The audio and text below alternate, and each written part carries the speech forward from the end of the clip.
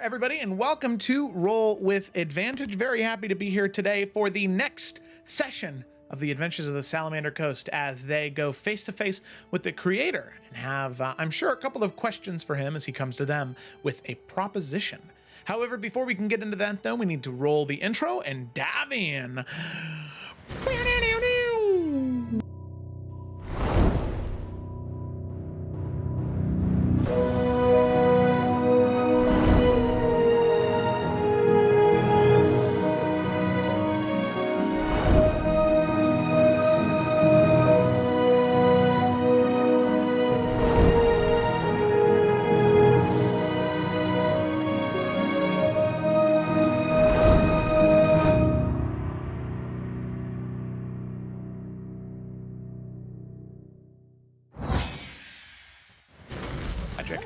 And we are back.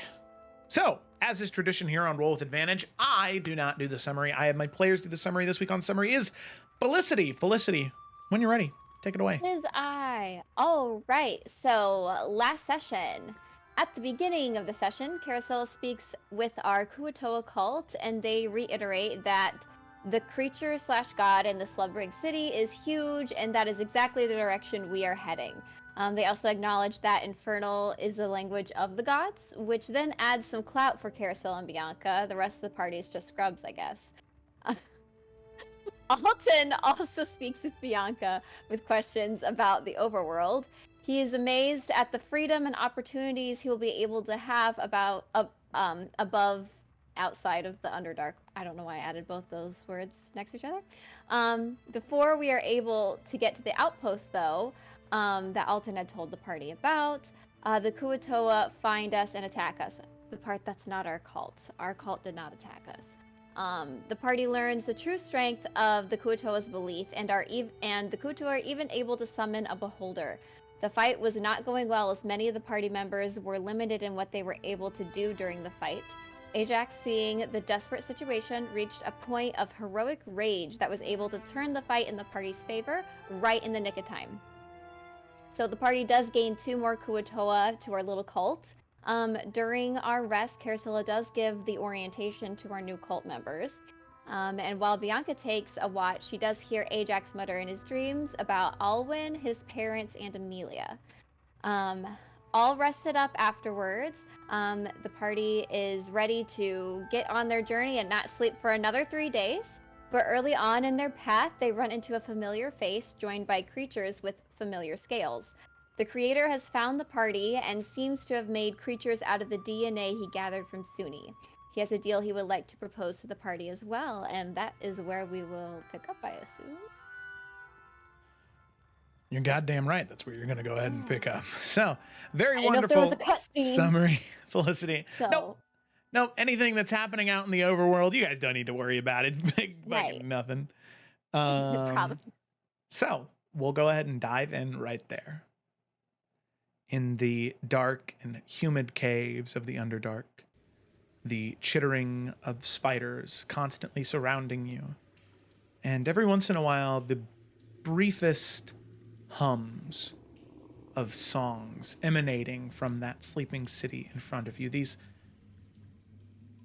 cryptic lullabies.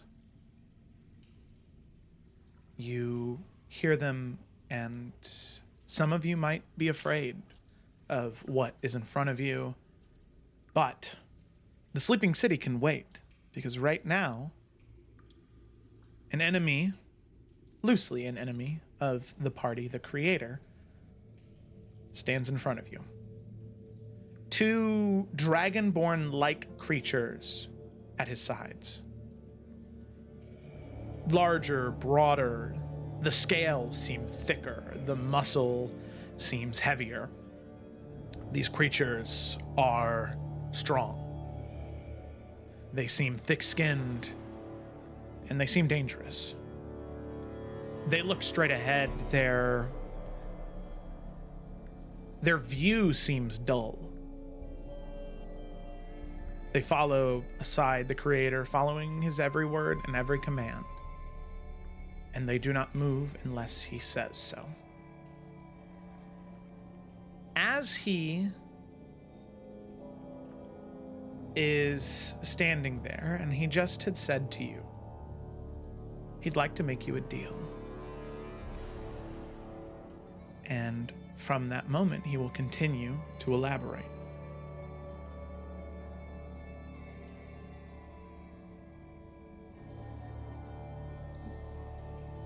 I would like to make it incredibly clear. There are several things you need to know before I move forward at all. For one, I am incredibly sorry our initial encounter ended the way that it did. Some of you I do not know. Looking to Ajax and to Alton. But I'm sure you may have heard of what I did. Sony, I would like to extend the apology to you foremost, since you were the one I stole from. I do not regret what I did, or what it was able to, or... But I am sorry there was not a better way to achieve my goal. Dooney's just gonna, like, spit on the ground. Understandable. The second thing you need to understand. You all currently head, should you move in to check Nassad, or this sleeping city in front of you. It's important for you to know how dangerous it is. You see, I was not lying when we first encountered. The Dark One is my enemy. He slaughtered my people and destroyed my home. I will not allow that to transgress so passively. I will do everything in my power to destroy him, and all of you are incredibly strong. If I can help, I will. Should you even disagree with my methods.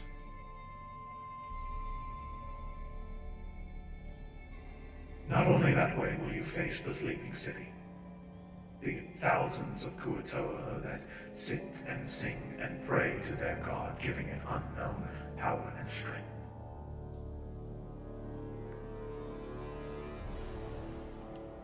But should you make it through that city safely, then you will be on the final leg of your journey.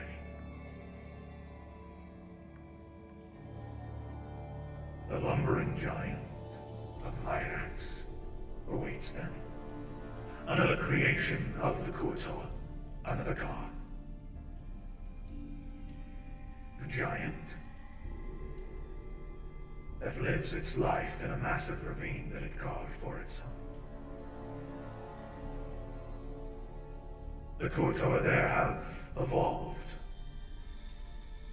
Their ability to climb, similar to the spiders of Menzoberranzan or of the drivers, is incredibly strong. Not only do you have to deal with the giant of Myrax, but you will also need to fight off hordes of Kuatoa, which, judging from the wear and tear on all of you now, your interactions you've had have gone less than smooth. Know that I do not think smallly of you for that. The Kuatoa were the creation of my people. Creation is even a poor term. Evolution, I think, is more appropriate. I cannot think of another creature in these planes that exist that are more powerful than 50 Kuatoa with the belief strong enough.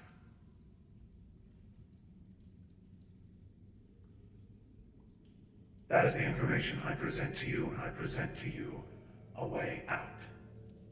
Should you travel that way, should you leave that way, The closest entrance to the overworld, following that path, should let you out around Raven Rock in Iberion.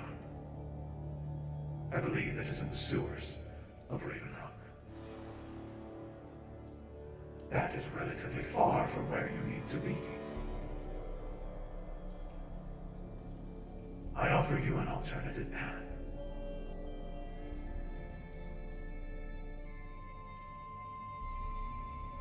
I will accompany you through the pathways that I have made into the Underdark for my own needs. It will lead us straight to my laboratory near Reachka. Then simply, you will only need to travel from Reachka back to Maester.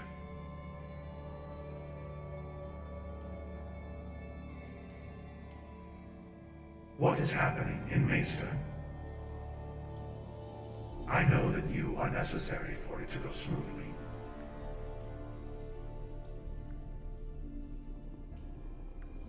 And I would like for your fight. I would like your fight to be in your favor. Over the month since we met,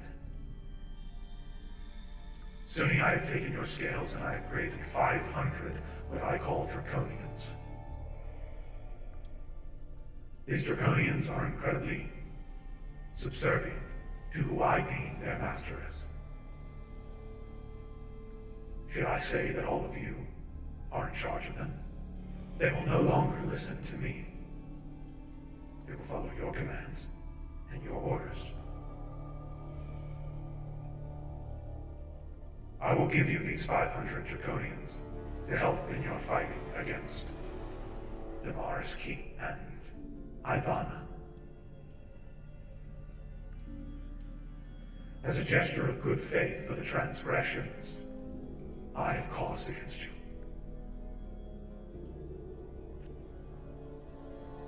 That is my deal. I give you soldiers, and I get you out of the Underdark in a much, much, much safer way than what you currently have planned. All as an apology. I will take nothing more from you.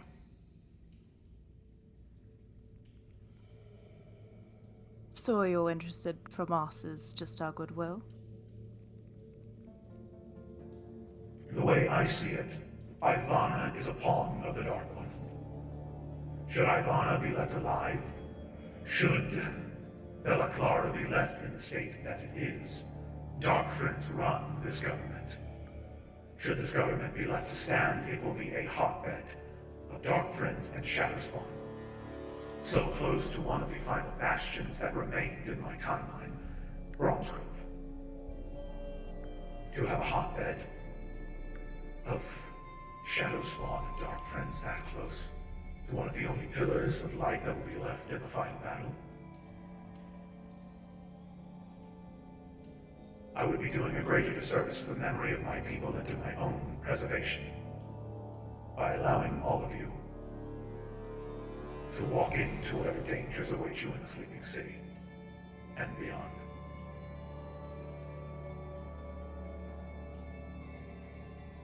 But if you're so convinced that your army would be something to allow for the taking of the keep, then what exactly do you need us for then? Why not just do it yourself?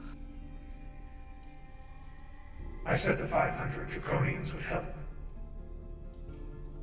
I think it is incredibly clear to me that you are no battle master or tactician if you believe that myself, regardless of how powerful I am, plus 500 Draconians would stand a chance in that situation. I know that you have the numbers to do this. I am offering a helping hand. 500 strong, armed, dangerous creatures. It would help preserve some of the lives you wish to protect. Unless you hope to have another situation like Periton, where half of the population dies.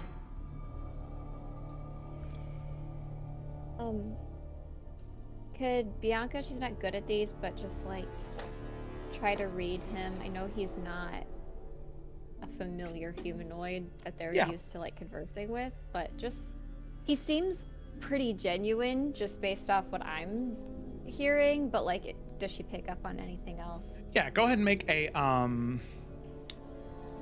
insight check. And I'll go ahead and put the world map for those of you that aren't familiar with the geography. It's a 3. She doesn't. Ooh. You guys would be right where the D is in Salamander Coast. And Raven Rock is down there. So on the world map, it's not very far, but I think if you use the compass, it is about 1,000-mile journey. Yeah. It's pretty far. And there's a whole mountain range. There is a whole ass mountain range. So with a 3, I mean, I wasn't assuming she got anything from that. well, without being able to perceive anything more than the surface level, he is very full of himself. But Bianca would at least be able to recognize that, as far as she can tell, he does genuinely believe all of you are one of the best chances against the Dark One.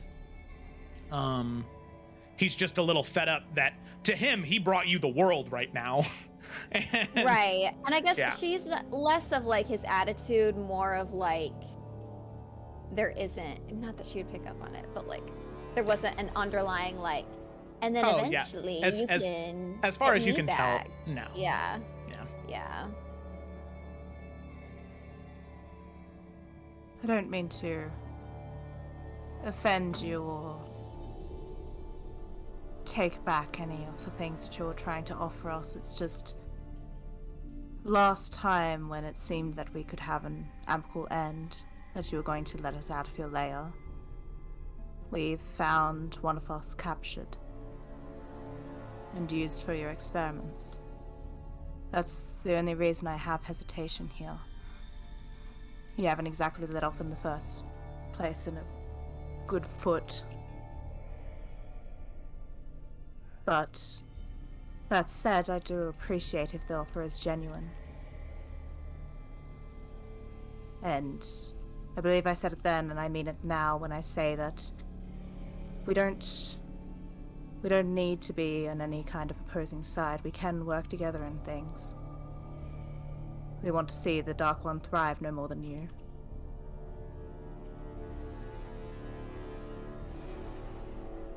And so the offer is at least appreciated. And she will look to Suni just to see what his vibes are.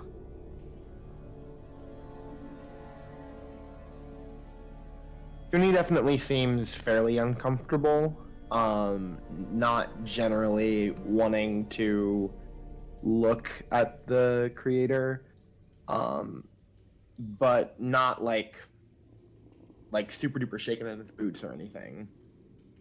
I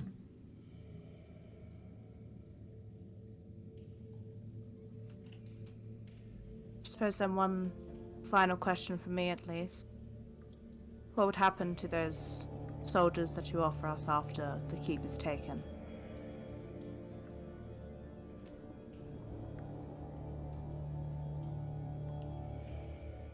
As I said, if I tell the Draconians that you are their new masters, unless you return them to me, they will continue to honor that. And it's not an honor, it is. It is what they believe is their one true God rule, however you choose to look at it. I know you have no reason to trust me. And, in fact, I would consider you less than intelligent if you have no distrust for me right now, considering what I have done. But there is nothing hard-coded into them that would allow me to reverse that. In fact, an example. You two.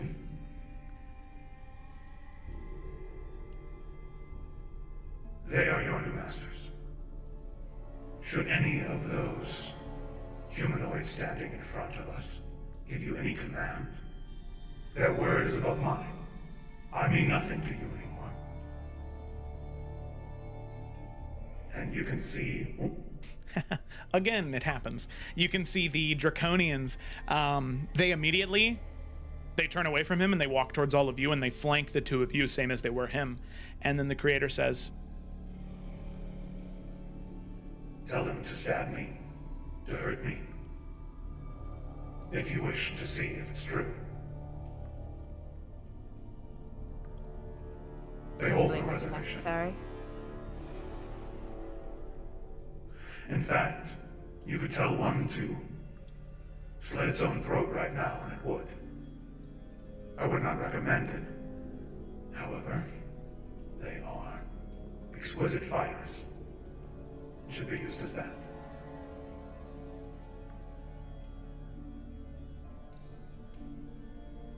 Are they able to piss themselves? They do not eat, which means they have no need to defecate or urinate, as your inferior body does. Oh, that's a shame. That's the only thing that I ever want to ask them.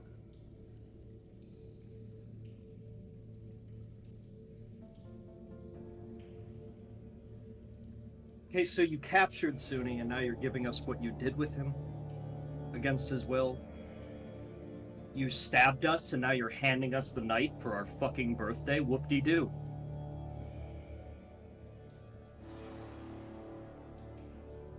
I believe your people have a word for that.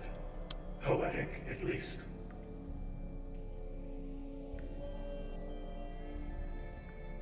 Would you prefer I keep the knife to myself?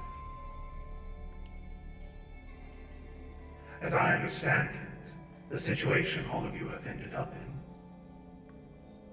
you already have one enemy who believes that you are against the Dark One. I know you are not. I know you do not serve him. You hold no allegiance to him. But it would be bullheaded of you, stubborn, as I would not be surprised most humanoids like yourself are. I give you a tool, an incredibly valuable one. I give you a way out, an incredibly safe one. You may refuse it, and I guarantee you that I will hold no ill will towards you. I will think you incredibly dull and short-sighted. But no, if you deny me, I will not believe you are some dark friend or shadow spawn like the All-Father. I think it's less of a question of strategy here and more of an emotional one. I think maybe we could use a moment just to discuss specifically about maybe the emotional consequences of this deal, because as you said clearly, there are much more obvious and strategic reasons to go with you right now. But as you said, and hence the apology, there are wounds here that are not surface level. I think we may just need a moment.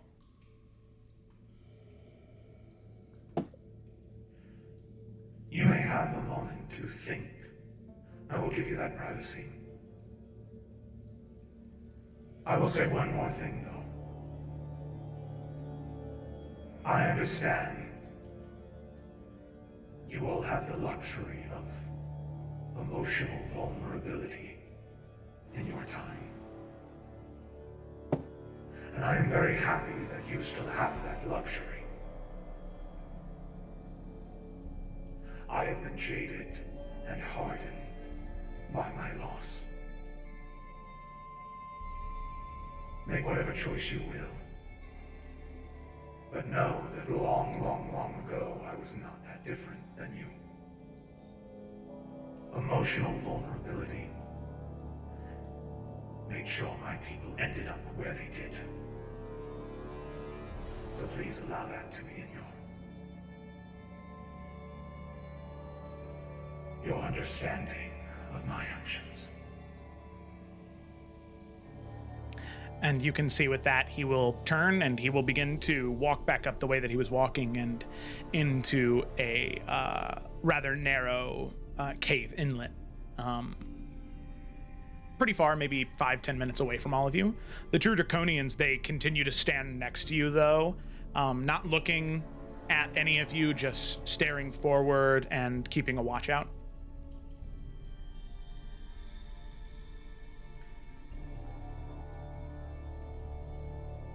So what are we thinking? I I thought don't even think there's a conversation to have. But go ahead. In what way?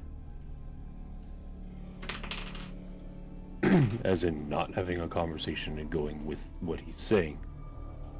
Or going the other route? Can't believe this. I'm saying when somebody who has hurt us walks up to us with a plan and we just follow it step by step, maybe that's gonna bite us in the ass, like it has the past 2 times.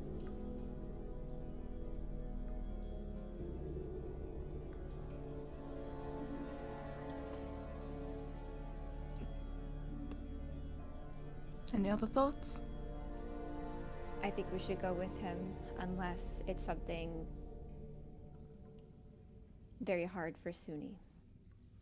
I don't think it's as simple as the way you're seeing it, Cecily, and that's fine. That's the way you see it. But we can't turn down such a helpful opportunity and be blind to the risks that we'd be taking if we didn't. The reason why I'm apprehensive is because I wasn't the one hurt. Otherwise, it'd be no question for me. It's a risk either way. We either go with somebody who's hurt us before, or we fight 2 god things where we almost lost Ajax.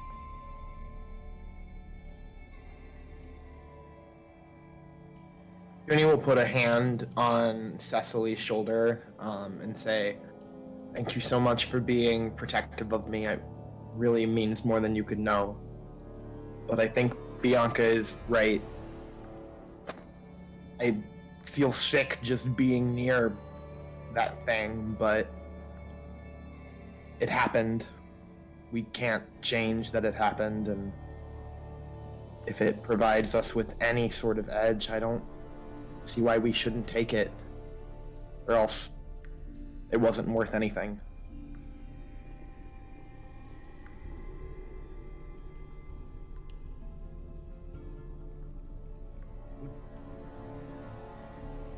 What do you mean it wasn't worth anything, Suni? Do you think just because you got hurt, it has to turn around? No, Sometimes it it's... doesn't. Yeah. It's just that... I don't know, it's... There's nothing to have gained from it, then it's just a really shitty thing that happened, and I'd rather it not just be a really shitty thing that happened.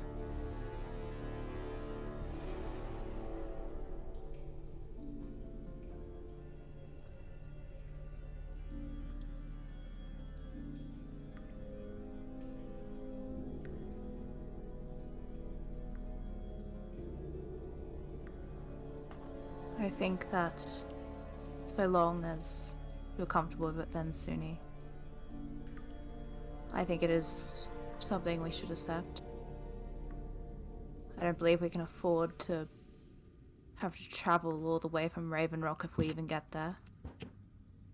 I Can't. I worry about what our absence from Maester has already done. You tell swaths of people that you're there to fight for them and then suddenly disappear.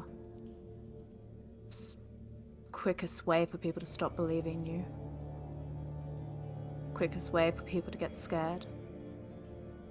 Get nervous, leave, make poor decisions. If we wanted anything that we've been building towards, we need to be in Maester days ago. And this at least will get us far closer than we could in Raven Rock.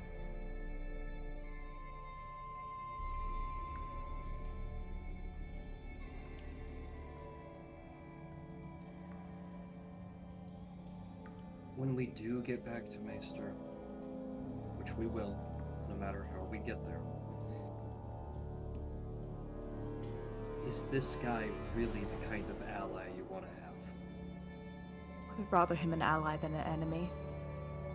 We have enough of those already. It doesn't sit right with me, anything that he's done. With Suni, before Suni, any of it. I don't believe in the sacrifices and the choices that he's made. But if he's apologizing for it, if he maybe even means it sincerely, then perhaps there's a chance for those things to at least stop or change. If we burn him now, he'll be more alone, be forced to make even more horror decisions like he already has. And he could become a worse monster because of it. It's not our responsibility, of course, but again, I'd rather have more allies than enemies. He also is fighting the same battle we are fighting. He took out one of the 13.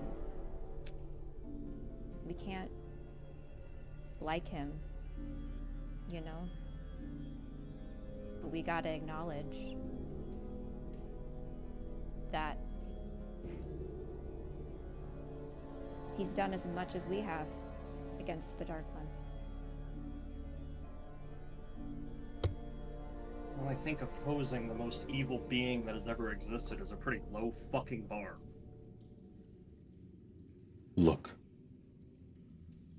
I'm new to this situation. I didn't know what he did before. We have two options. This is a less than ideal situation. Option A, we go through the city with thousands of Kuo-toa with two somewhat gods, and possibly die. And if we don't, we end up in Raven Rock, days away from Maester. Weeks away. Even worse. If we go with him, we at least spare time and have some sort of an army on top of the army we have. We left Maester already sending out troops on their way to their various areas. We have been gone for I don't even know how many days. Option B is the more responsible one, even though it is unlikely to be the most likely.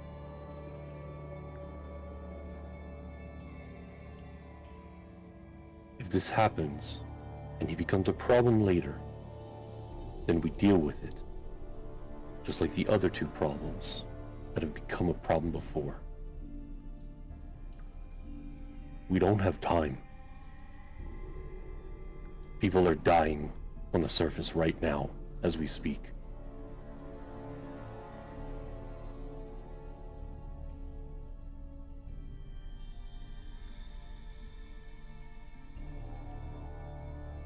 He's disgusting, and that's obvious. And he definitely didn't mean the apology, at least not sincerely. He said it himself. He's jaded. He doesn't have emotions. But that's why I feel like trust isn't the right word, but I feel like he doesn't have a reason to lie to us. even if he doesn't care, which he definitely doesn't. But at this point, I just don't see any other way. And like Ajax said, if he tries anything, I will fucking kill him. Joe, I have a We all question. will. Are the Draconians Yeah. still standing near us? Yeah, they are just like watching, but they're not moving from their positions. Ajax is gonna look over them. Sit. And they do. They sit. They kneel. Sort of one knee on the ground, the other foot on the ground. But they still continue to look and watch.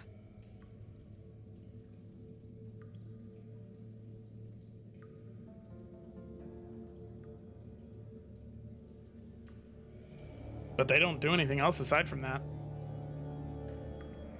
They won't stand until you tell them to. We Well, need to they're- make a decision. I think we go with it. I think we have a decision.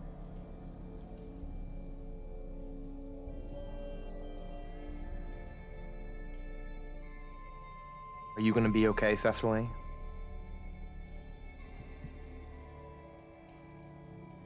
I should be asking you.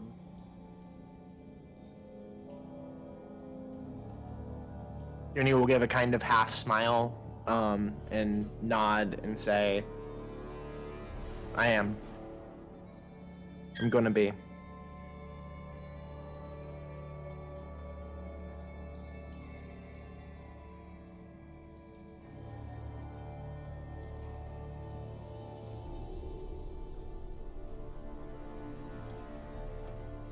Well then. Let's just do what we've always done then.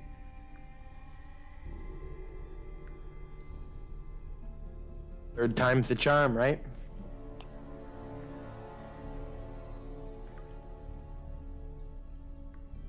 She doesn't say anything. Bianca will go to the creator and tell him we're accepting. I thought it was funny, Suni. I did too, but Cecily's big mad right now. It's Yeah. okay. So Bianca, as you tell the creator that, he will respond and say, Good.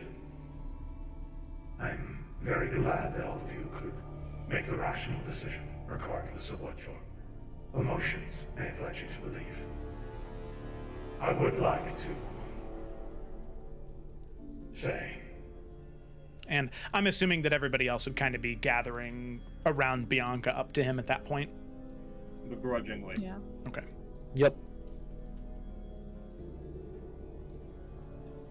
I understand that I am not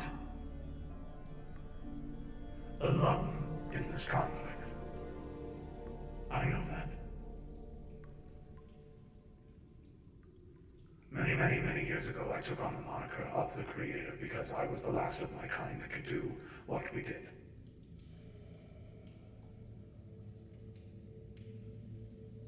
But if we are to be allies, I think that it is only fair that you know my name.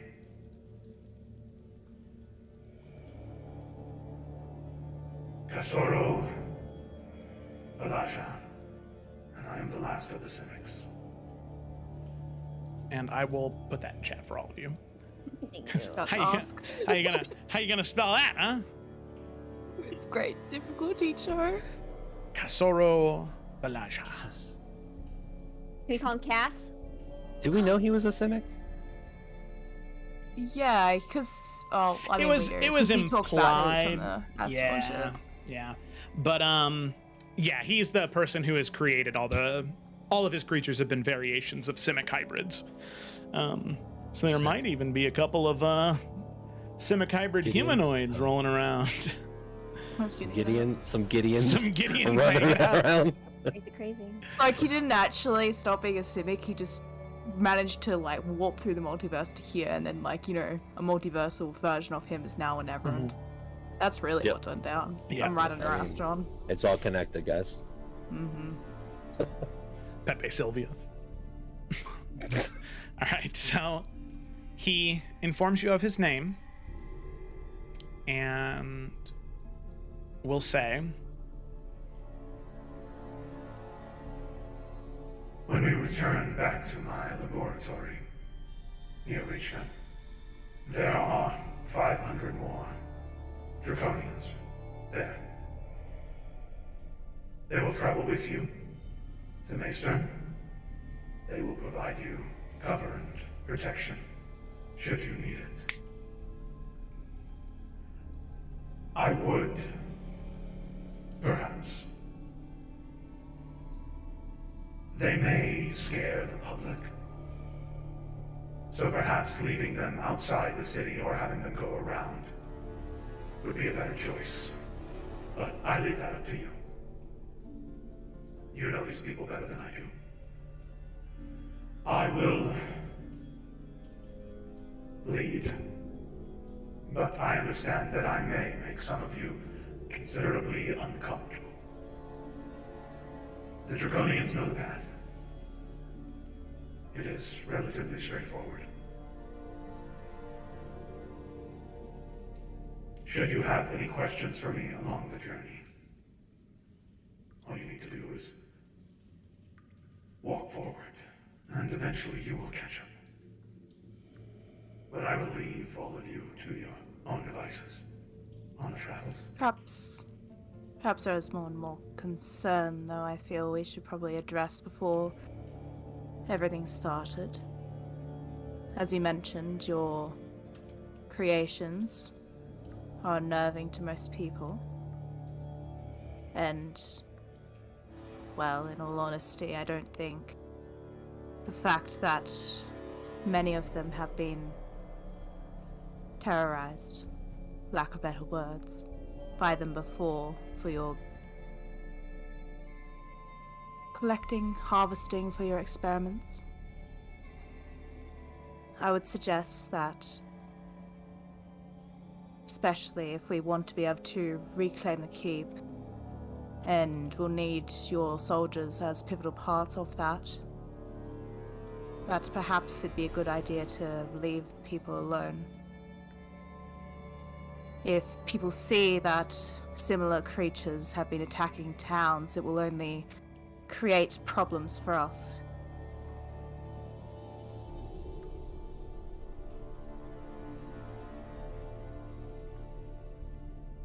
But surely that's a risk worth taking, right? Hard decisions need to be made.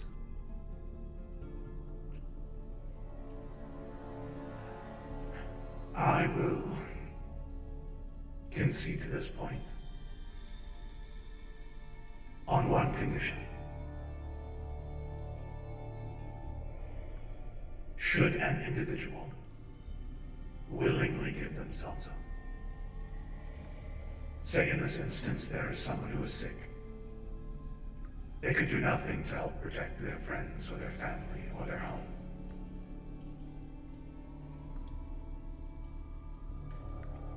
They know of me and what I can do. I give them the abilities they need to defend those things that they love. I will no longer act as I have been. But my ability should not be squandered. To a degree, I am an armorer, a blacksmith, and a very good one. To have me not do the thing that I excel at would not be ideal. But I do wish to respect your terms. Well, I suppose you can't stop someone that wants to do something willfully. Even if it is for more dire reasons. But it's a start at least. Very well. Then yes. I will stop what I have been doing. Unless The party being experimented on and operated on is a consenting party.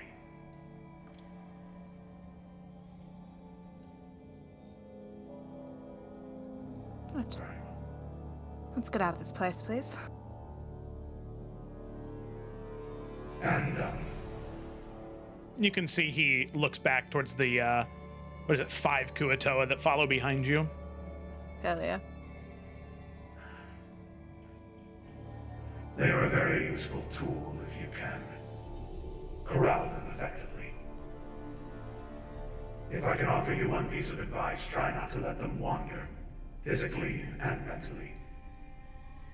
The moment they start to believe in something else is the moment you lose your power over them. It's the reason why my people sent them off to the Underdark, as opposed to, well, anything else. Better keep them locked away, where they cannot harm the vast majority of people.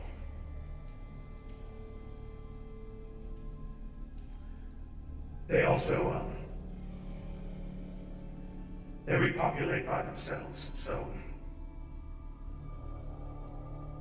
eventually one day they'll just start sprouting spawn. Be mindful of that when the day comes. It is not pretty.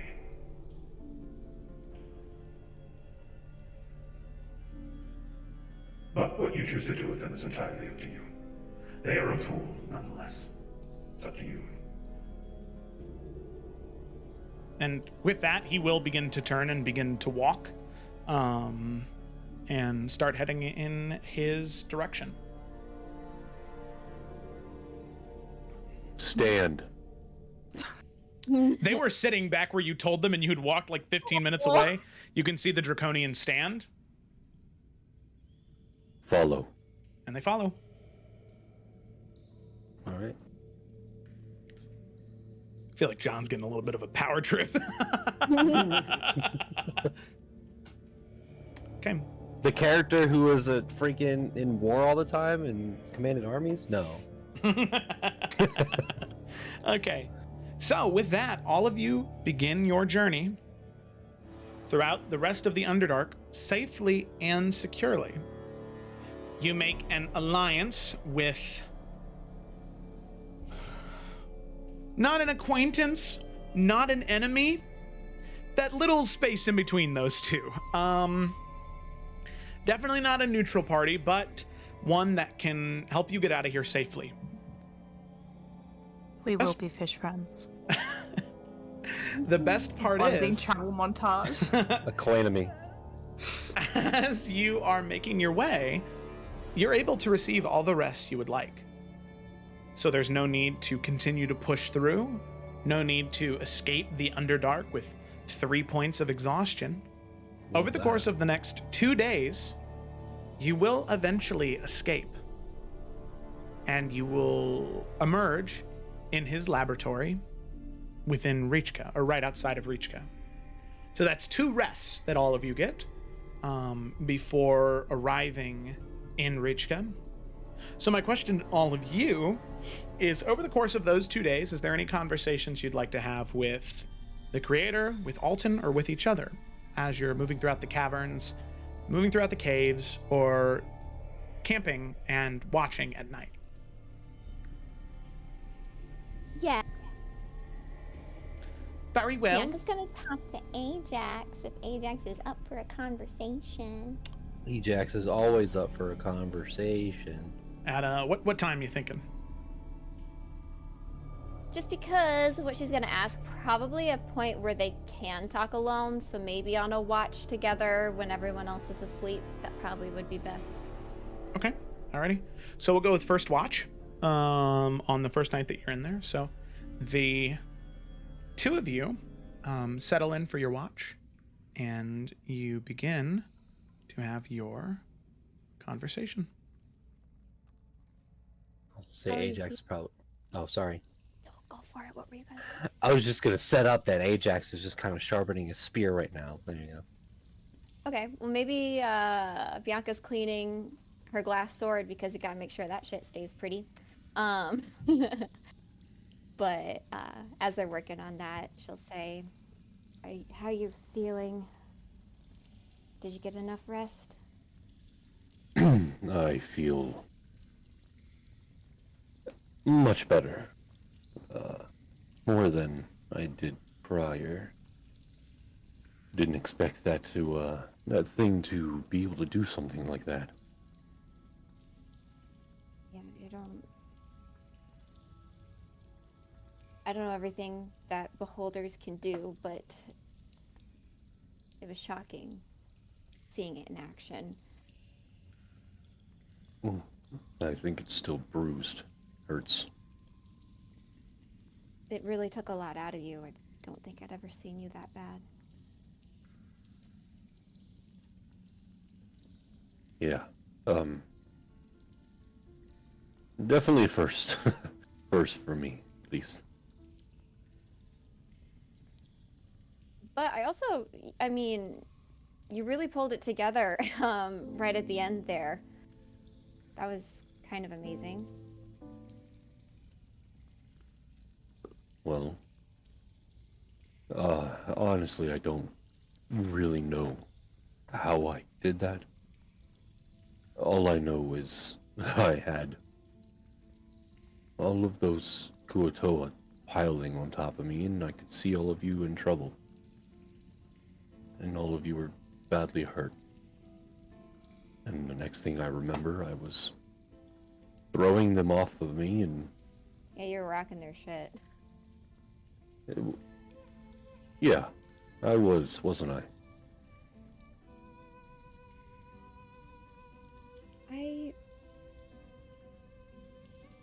I don't know. We didn't really ever get to talk about Amelia. I mean,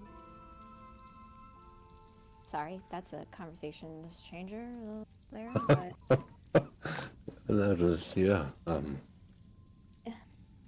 when you were resting after the fight, you said a few things in your sleep. hopefully nothing bad. I mean, they weren't positive. And some of the names I didn't know as well, or you never really talked about them much. It just made me kind of realize that maybe even though you've been so involved in my life and helped me through so much, I just don't think I've been able to be that for you.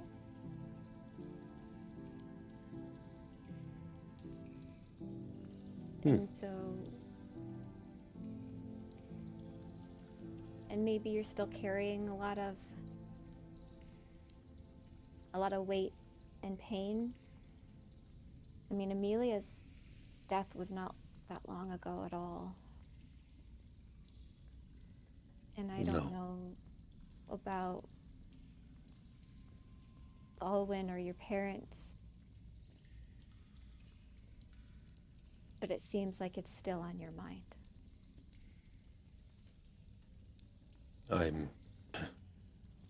I mentioned them when I was sleeping. It seemed like you were having a nightmare. I don't know if you remember it, but I do. It's a nightmare I regularly have.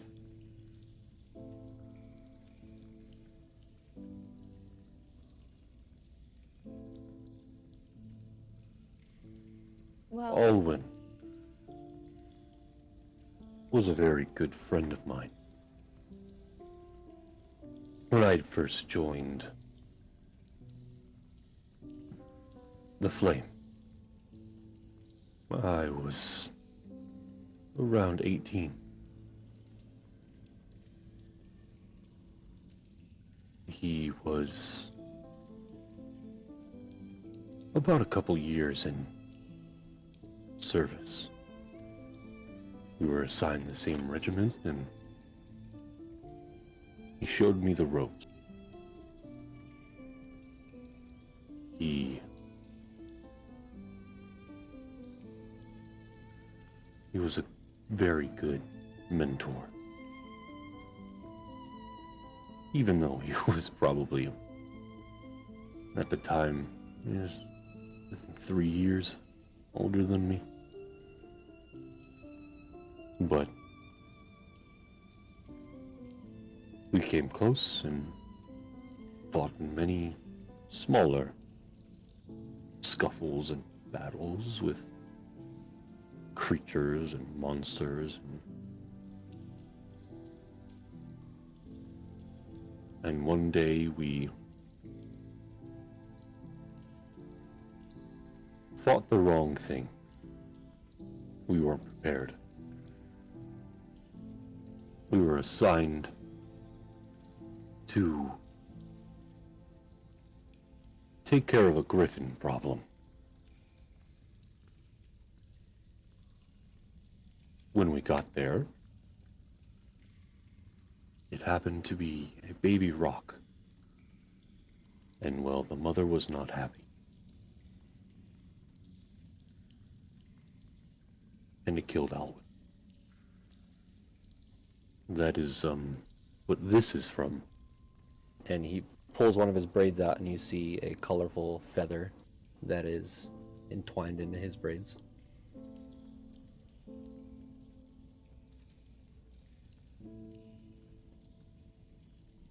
I'm sorry. Did that have any effect on everything else that happened in the Children of the Flame?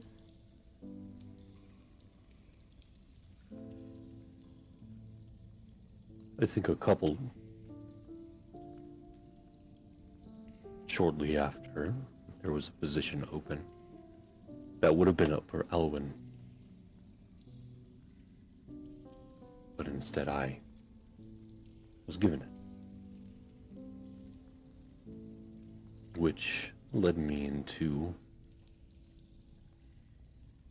well, my many, many years later, being part of the Children of the Flame. When Alwyn died, I didn't know if I wanted to continue.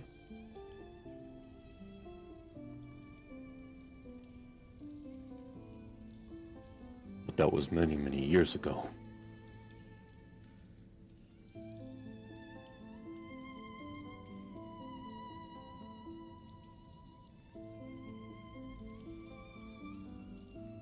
Seems like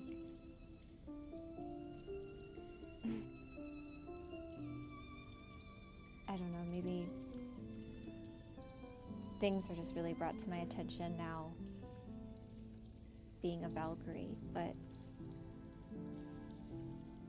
death and rebirth is all so involved with a lot of us. And it really feels like it's been following you for a long time.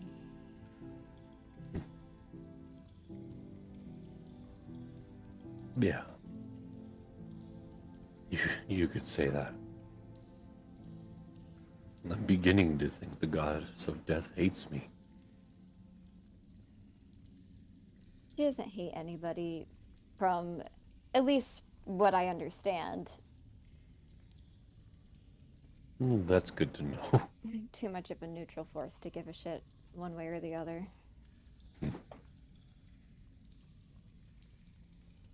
There have been many times in my life where I failed to protect those that I care about. I don't know if you should be seeing it that way. I mean, how many battles have you been in? You know? Like, I don't even know, Ajax. Like, you have this whole life that I really didn't get to see before I even got to know you, and you've been through a lot of stuff. And to say that you have failed rejects every time that you were able to protect them. You're not a god. There's no way you can, without a shadow of a doubt, never fail, but when you continually put yourself in spaces because you're talented, because that's where you are needed and wanted,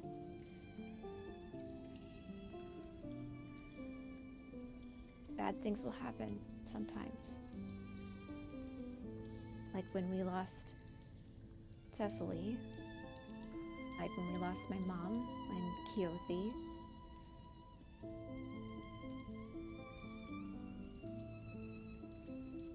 It's not that you're a bad protector. It's that you've been protecting so many times. This was the one that, I mean, it's probability. I know. And it's something I've been working on for a while. More recently than before. Thanks to you all.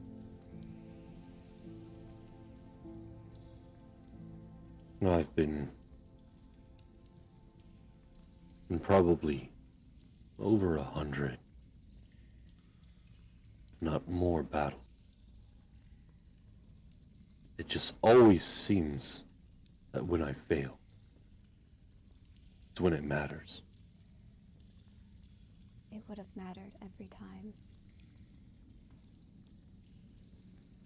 It's usually to the people that I love.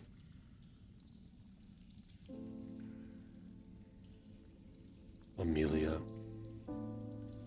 Alwyn, poor mother, my parents.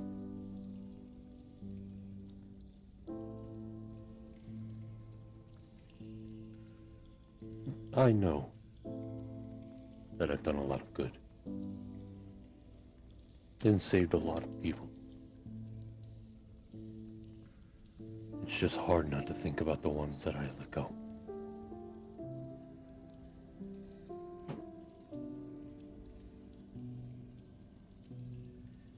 And she'll take his hand and say,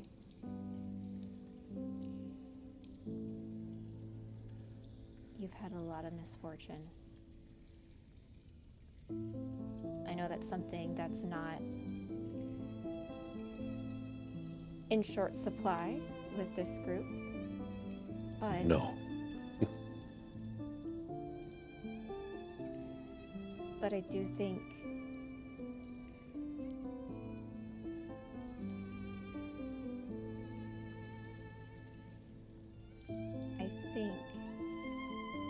that you are the greatest protector that everyone who's been important in your life has gotten to know.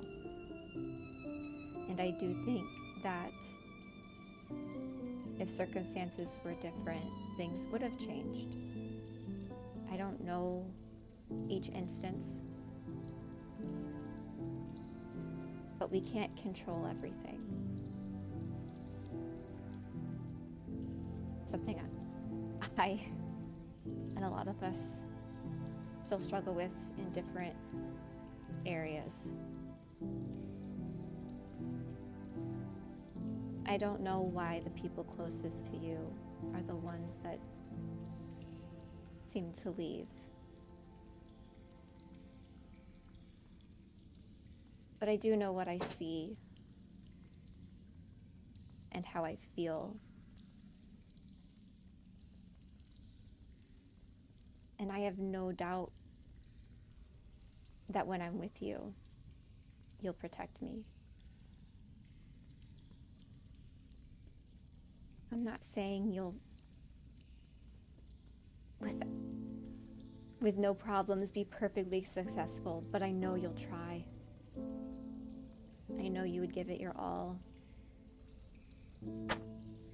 I know you'd sooner lay down your life for all of us, even if you're not given the opportunity to do so. And that matters.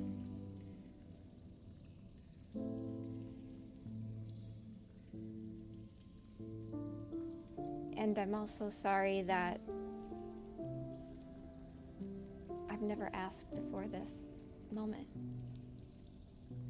There's nothing to be sorry about. I don't talk about it. So no one actually knows. Except for you. Well, I'm glad you Because told me. I trust you. And not that I don't trust everyone else. No, I understand. And this will be between us. It's your journey, it's your story.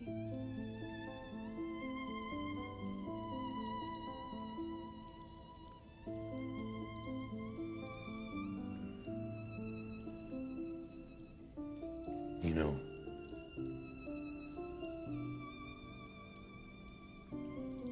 you remind me a lot of your mom.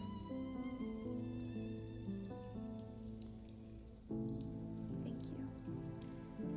She is proud of you.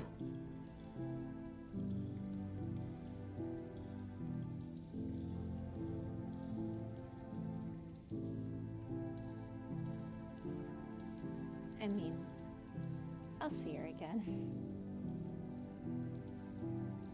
And I know it's been a minute since I brought it up, but if we find ourselves in Belka and you want to talk to Amelia, I can do that for you.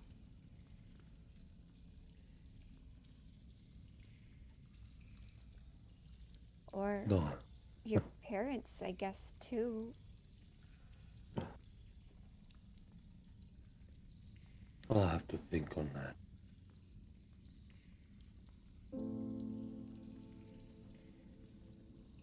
My parents.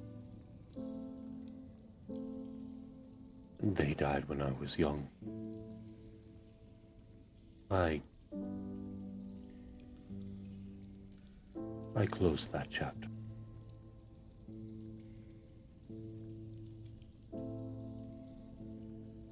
Think on it, though.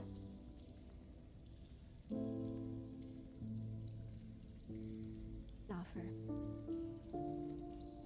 I appreciate it.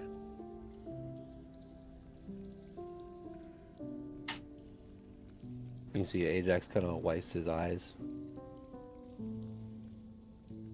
Why is it when we talk, most of the time you make me cry? Well, you make me cry too, so. Hmm. It's because ever since. Man, basically ever since I left Summer's Rest, things have been very emotionally draining. And you got to hop in here right as it was revving up to some of the worst. Well, I'm glad I did. Me too. I really. How did we...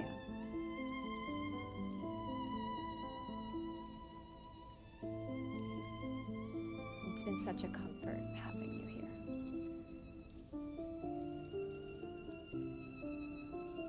You as well. More than you know, Bianca. She'll I like find... nudge him. Ow. Sorry, forgot you were so wounded from the fight. You're just so strong. Yeah, I mean, she like holds up her like noodle arms. Can lift about 5 pounds. His giant hand just goes like this. Ouch. Oh. Let's try to stay away from beholders in the future. Deal. Gosh. Also, we really need to get the fuck out of here. Yeah, I see why my great I lost track of greats. Why he left? Yep. Oh, question. Mhm. Quick. Think Cecily's mad at me? No, I think she's mad at me. Maybe she's mad at both of us. Possibly. I know I was very straightforward back there. As was I.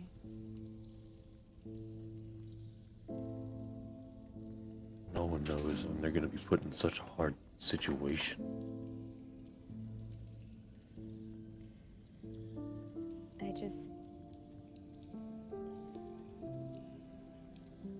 I obviously wanted to make sure Suni was all right, Of course. but like what Carasilla was saying, these people need us, and honestly, Suni was the only holdup I had. Going up to the surface at Raven's Rock, even if we make it through,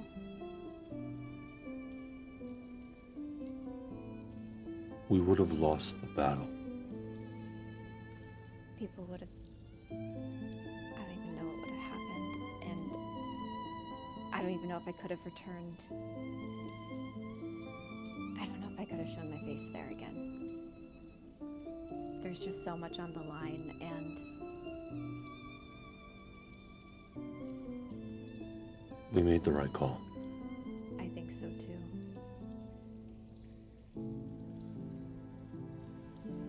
Well, let's hope that Cecily doesn't hate us for too long. I have some battle strategies I wanted to go over with her, and if she doesn't want to talk to me, then that don't want to happen. So I guess we'll see. by the way, I have some battle strategies. Oh, really? I guess while we finish cleaning our weapons, we can go over those. Yeah. Yeah. So, Bianca and Ajax, they converse battle strategies as the watch finishes off. Now, what I do want to ask is, was there anybody else that wanted to have any one-on-one conversations during these this first night of watches? If not, we'll move on to the second day and the second night of watches. I want to talk to Suni. Okay, all right. In an awkward moment, Bianca and Ajax wake up the next people on watch, which is Cecily and Suni. So the two of you wake the two of them up.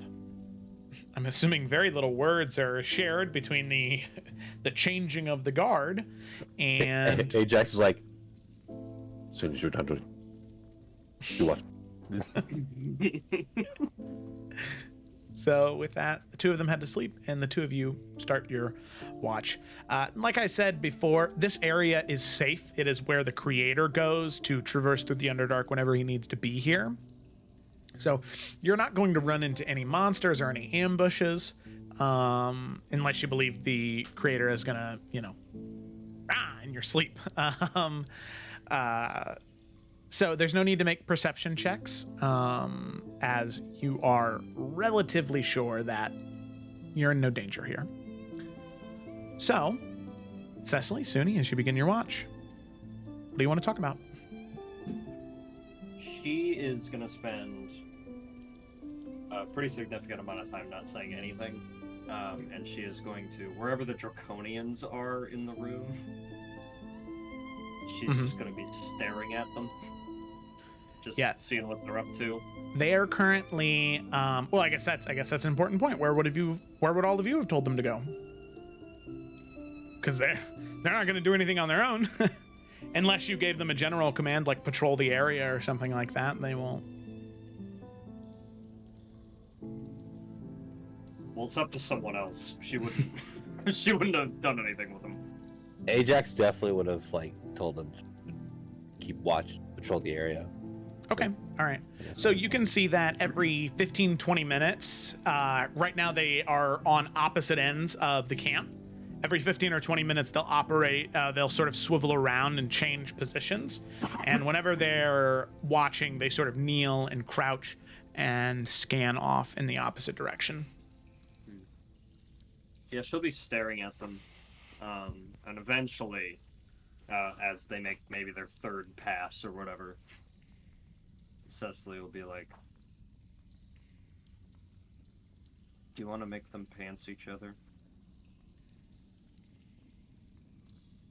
Suni will like bust out laughing after being silent for that entire time.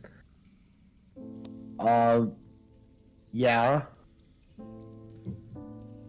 Okay. definitely. Do it on the next lap. Maybe in the morning they are patrolling. I guess that's important, but They're kind of weird, right?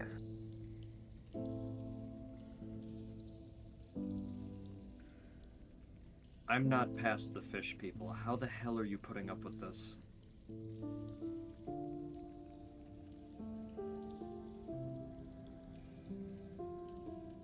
I'm honestly just pretending it's not happening. Not looking at them. Not looking at the creator.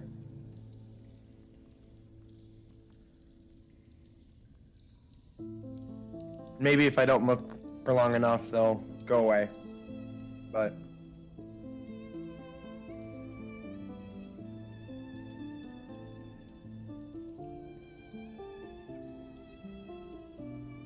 I'm sorry I spoke for you.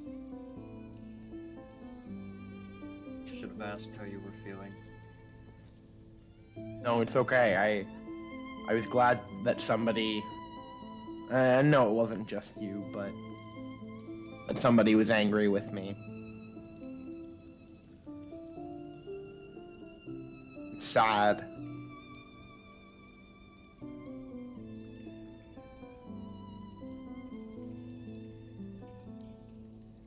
Like weird because, you know, sometimes I think about it and it doesn't really seem like it should be that big of a deal. And then other times it just, like I said, it feels like a really, really kind of shitty stain. Doesn't quite go away.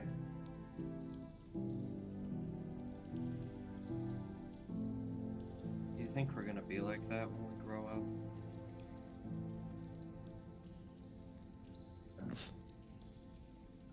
Fucking hope not.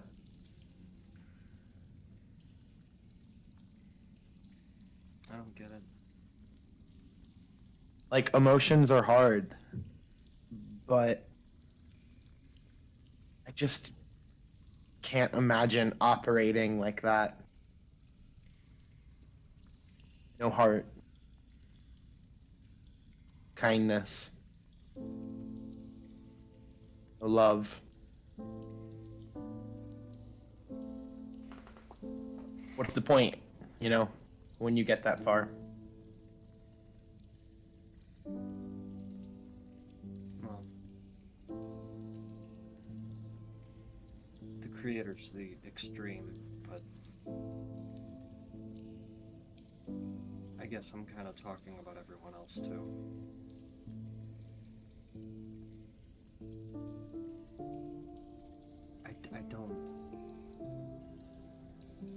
I don't get it. I just... all these people that we have to deal with. Him, Liliana, Balder, Malice. Everybody that we've made some sort of deal with.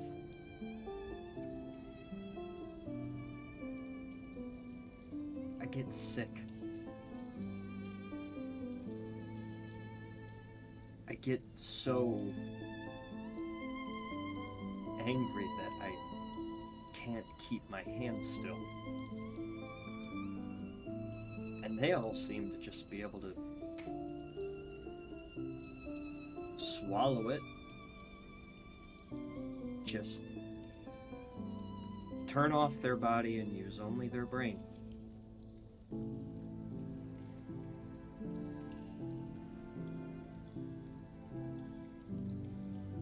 I don't know that I ever want to do that. I don't know if being smart and being good are the same thing.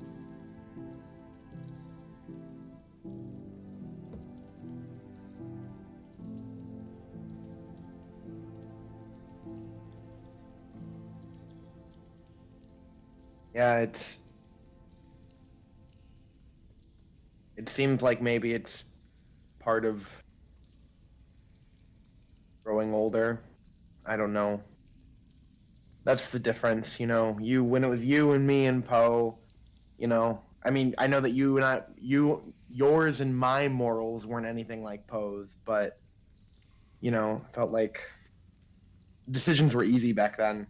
But every new one that we have to make is filled with lies and double crosses and dark friends and danger and blood and tears and oh god, and it never ever ends.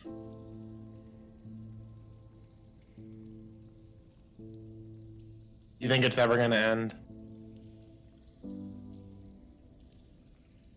Better. I've got like a week left in me, tops. You think this is all gonna last longer than that? Oh, you know, in a week, I think you'll have another week left in you, and then another week after that.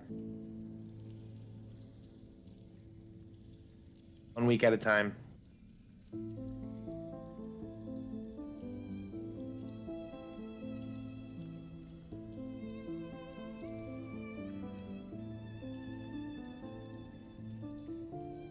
I don't know how I'm supposed to live with myself, Sunny.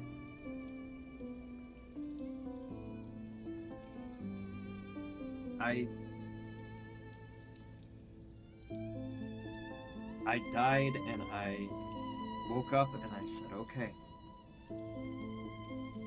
Everything I did, it's over there now. It's a clean slate. I can wake up every day and I can try harder. Not be like that anymore.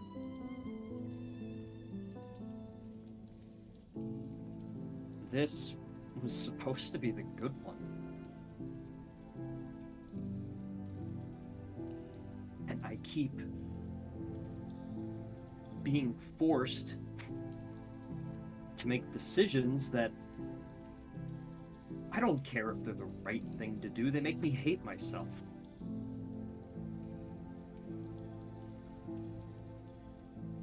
I don't know if I'm supposed to go on with it. I don't understand why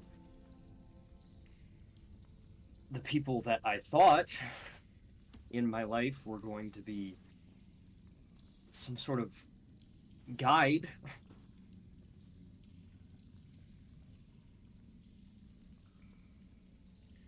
I just don't know how to keep doing it.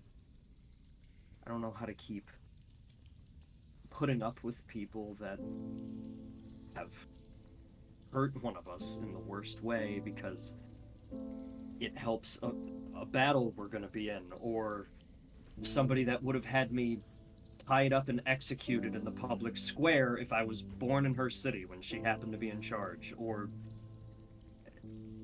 how to handle adults that keep trying to teach me how to handle everything in my life and how the world's supposed to go, and then watching them do whatever the fuck they want anyway.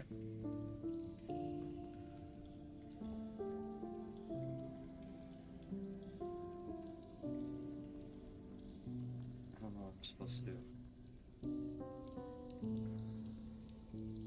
But I don't.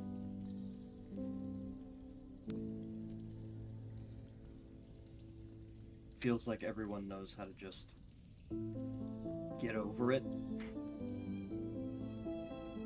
And whenever I'm telling them how I feel, they tell me what they think, and it's like, that's not the conversation I'm trying to have.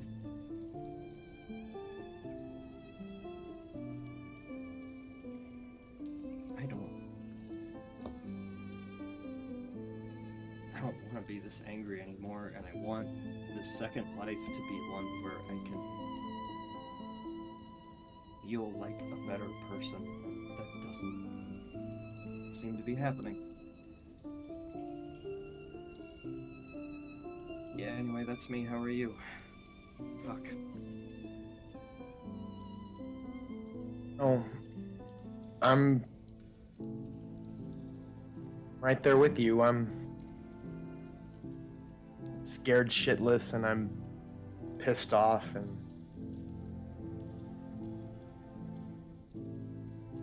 I see you and I hear you. But Cecily, you and I, and everyone here, you know, we're like, you know, candles in the dark, I guess. You know, and even though there's so much fucking darkness around us, you know, we spread one little light at a time. Every single light that we spread gets a little bit brighter. Here.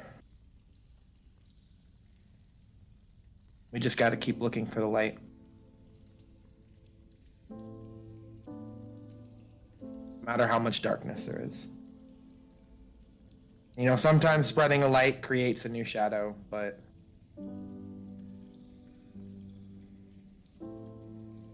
how can we stop doing what we're doing?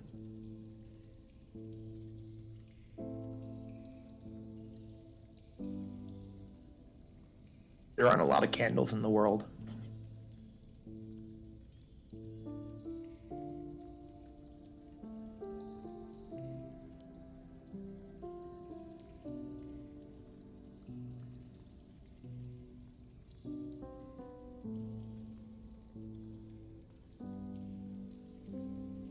Joe, are the Draconians making another round around this point? Mm-hmm. Yep, right about. A little bit after that moment, just a couple minutes, in that moment of silence, you see the two of them walk by. So, Cecily is definitely in the midst of crying. But she's doing, like, you know, the stone-faced, like, anger cry, where you're trying to just be like, I'm not crying, I'm fine. Zuni will hold Cecily's hand with both of his while that's happening, by the way, just inserting that. That is good to know, thank you. But as the Draconians make a round, she'll just kind of look up at them and just go, stop. They stop. Spin in a circle. They spin. Do a dance. They stare at you. Move your arms and legs rhythmically. Okay, they do that. They like stomp and move their arms in 4/4. Do a somersault. They both do a somersault. Say snarglefoof.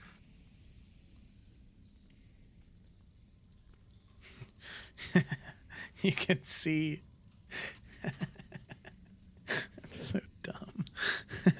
You can see they both look to you and speak it. I need to find my voice mod here. Sorry, it was closed.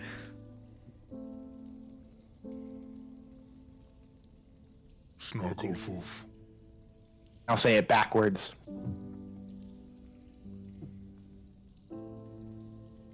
Foofschnagas.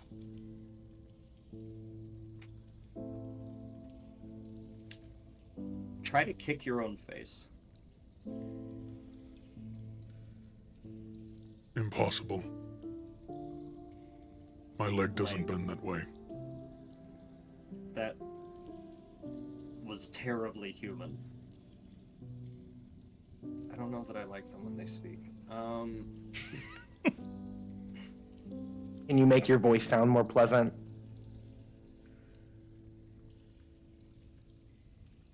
No. Fair enough. I want to specify, you said, can you make your voice more pleasant, not make your voice more pleasant. Wait for my own good.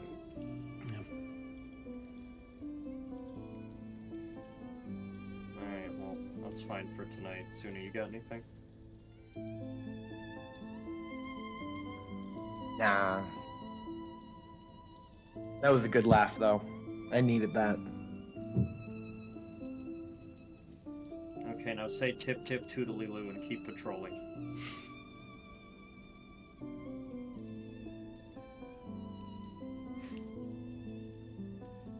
You got this, Joe. You got it.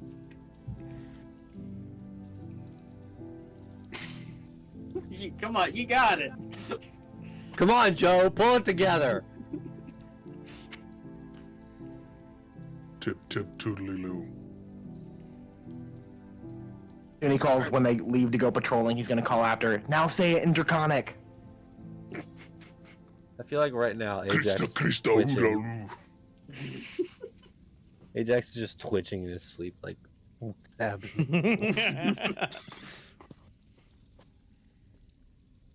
It's way easier to say it in Draconic than it was in Common. Oh my god.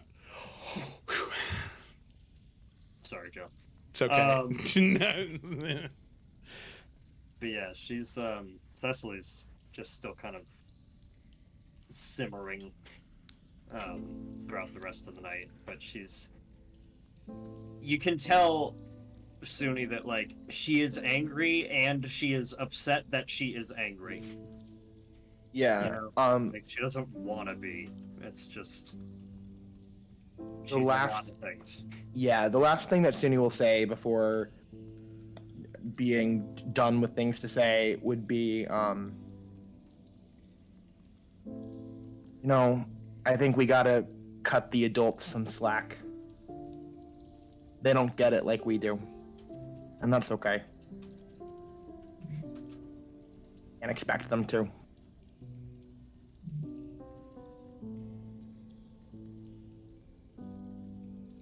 She will nod. And she will offer a fist to Bump.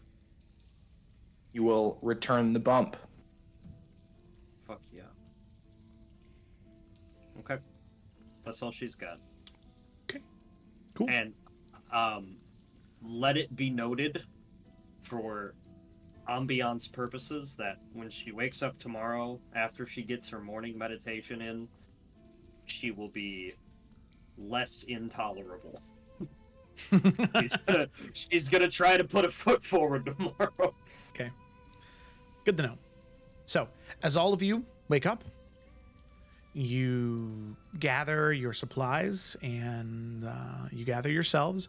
I would like to specify that, Carasilla, unless you delved into the world of dreams, it did not pull you there on this evening. It doesn't seem like in this tunnel specifically there is enough history here to pull you in as opposed to you going in willingly. Yeah, nah, she ain't fucking with that whilst we're in the Underdark, because the whole malice thing, and also I assume the creator was here after Elendar would have escaped, so it's not even like we can reroute or anything, so she is very happy to just not do that right now. Okay. All right. Sounds good. So with that, all of you wake up in camp, gather everything you have, and you begin to head back out into the dark ravines and canals and tunnels of the Underdark, steadily heading up. The second day passes without any type of enemy or attack. The Draconians follow suit, should you command them. On this journey on the second day, is there anything any of you would like to talk to each other about in this time as a group? Because you have one more rest, and then a few hours into the morning, you'll be arriving in the creator's lab outside of Reachka. You got anything? Yes, John. I don't think John has anything. I wanted to ask, are we able to tell how many days we've been under the Underdark? In the Underdark. Yes. So what I can tell you is you currently would have disappeared. Okay. Not disappeared, but because Keothi knows where you're at. It's not like nobody knows where you're at. You know, they know you're alive still. Fair. So you fell into the Underdark on the 28th of Stormtide, which is the last day of the month. It'll take you, you've been down here, by the time you get back to the surface, you'll have been down here for 4 full days. Okay. After Base? getting to Reachka, sorry, just so you have a full timeline of what's going on here. Yeah. When you get to Reachka, it will be the 9th of Greengrass, so it will be 9 total days that you are away from Maester. Okay. 2 questions. Yeah. First question. Would Yeah. Ajax have some sort of ledger that he would have created that says, like, these people are going here, it'll take this many days, these people are, like, kind of like a battle plan ledger of, like, where all the units are going, other than just the war table? Well, I don't think there weren't any units that were being sent out aside from those that were on the war table. Right, I'm just saying, would Ajax have, like, a copy, basically, of the whole battle plan? Yeah, you would have a copy of the amount of the few pieces of parchment for the amount of soldiers that you have. A battle plan hasn't been made yet for attacking the keep. So I would say that Ajax would have the necessary materials to start composing a battle plan and strategies. I guess, so my initial, because we've already sent people out, right, to various places? Yeah, that was with the war table Okay. stuff. Yeah, so just I want to know if Ajax knows, like, roughly where all of the units should be currently. Like, if it's been 4 days since we've left and sent everybody out, like, does that mean that people are now is there people at the Arcane Conception? Hypothetically. Yeah. So and at this point, most of them should technically be on their way back. okay. So then, Some of the people that are closer should already be back to Maester. okay. So then, with that knowledge, because Ajax wants to still try to keep up on it, even though we're in the Underdark, he's gonna walk over to Carasilla and say, Hey, can I ask a favor? Always. We've roughly been down here for 4 days. I was wondering if you could send to Keothi or Liliana and see which units have returned and accomplished their missions. If you'd like, I could allow you to talk to them yourself. Oh, really? Yes, I can be more of a conduit for it. Oh, yeah, sure. If it works that way. Yeah. Go on, cast your sending, mate. Well, big you're sending, I'm the one casting it. so I guess the sending will go to, say, Liliana. Okay. Let me just make sure.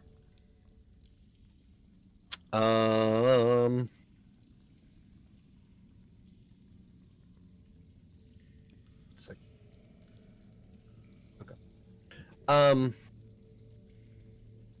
Would Ajax somewhat know what units should be back? I mean, I could just send a message and say which units are back instead of being specific. No, it's fine. Give me 1 second.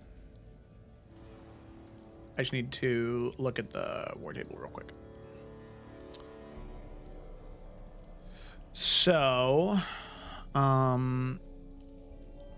the units at the at 1, 2, and 3 would be back by now. So that means the Brotherhood and the Wardens of the All-Seeing should be back. The rest of them should be back in a couple of days. Okay. Alright, so I'll just keep it short and simple. So Ajax will do the sending. Carasilla, he'll say, Commander Bright, we are almost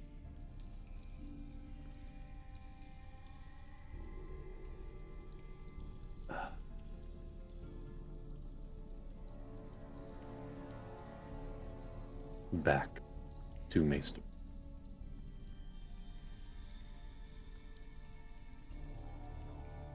We have...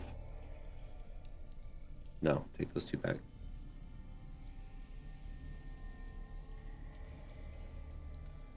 I wanted to check in on the status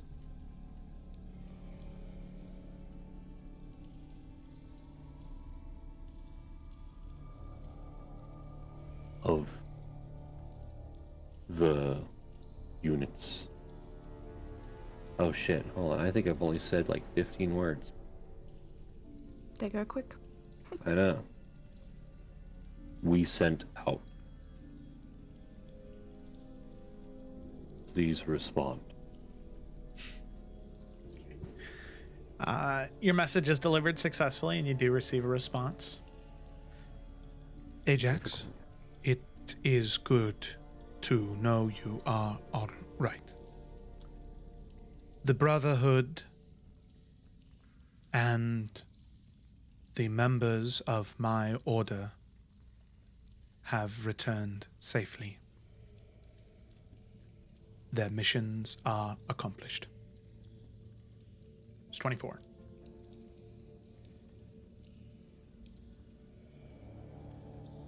Can I use one more? All right. I'm hoping that this path is truly safe, and so shouldn't be too risky.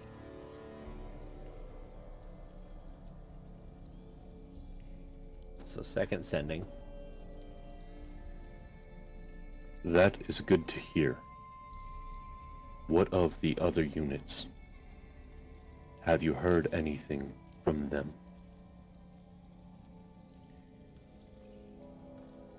That's all. She will respond. The only group that has the ability to communicate magically has responded that their job is almost complete. I can give more details upon arrival. Which that would be the Guild of Mages going to position number 6, the Tower of Arcane Conception.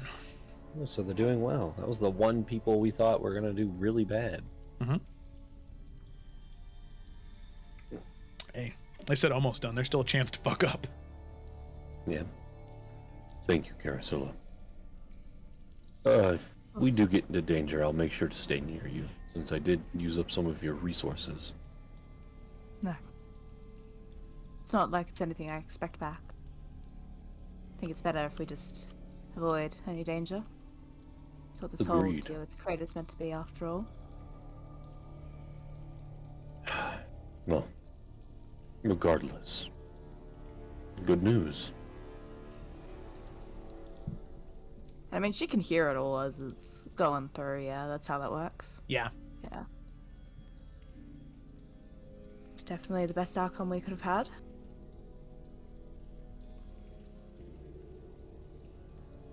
Well, Are you feeling confident then?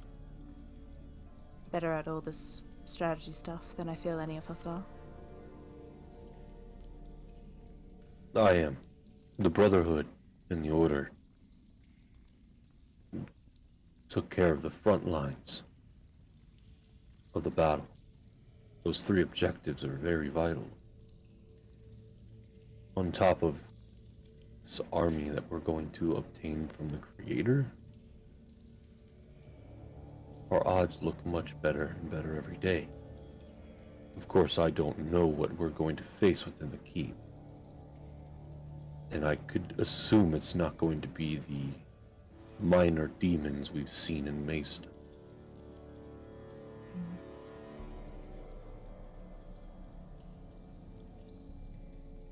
Well, we'll get there eventually, hopefully. Setbacks aside. Of course.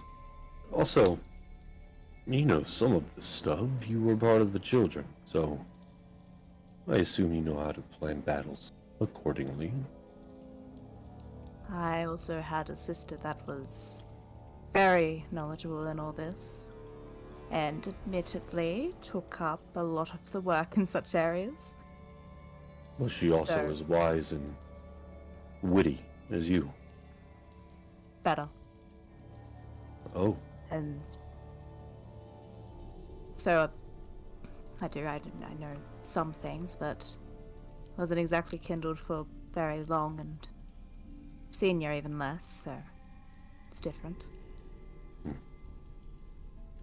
regardless, you know what you're doing. Don't sell yourself short. Appreciate it. Of course. Also, you haven't talked to Malice while you've been dreaming, have you? I have not been dreaming at all. Oh, Certainly not of malice. well. That's a good thing.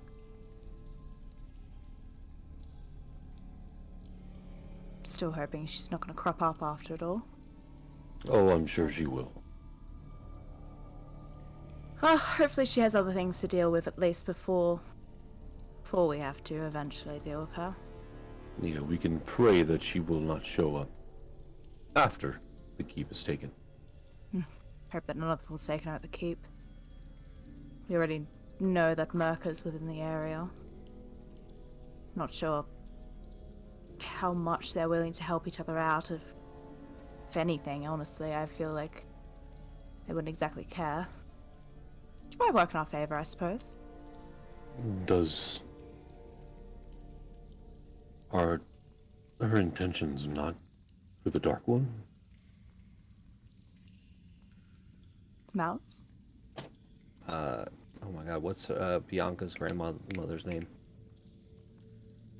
Ivana. Ivana? Ivana, yeah. They are.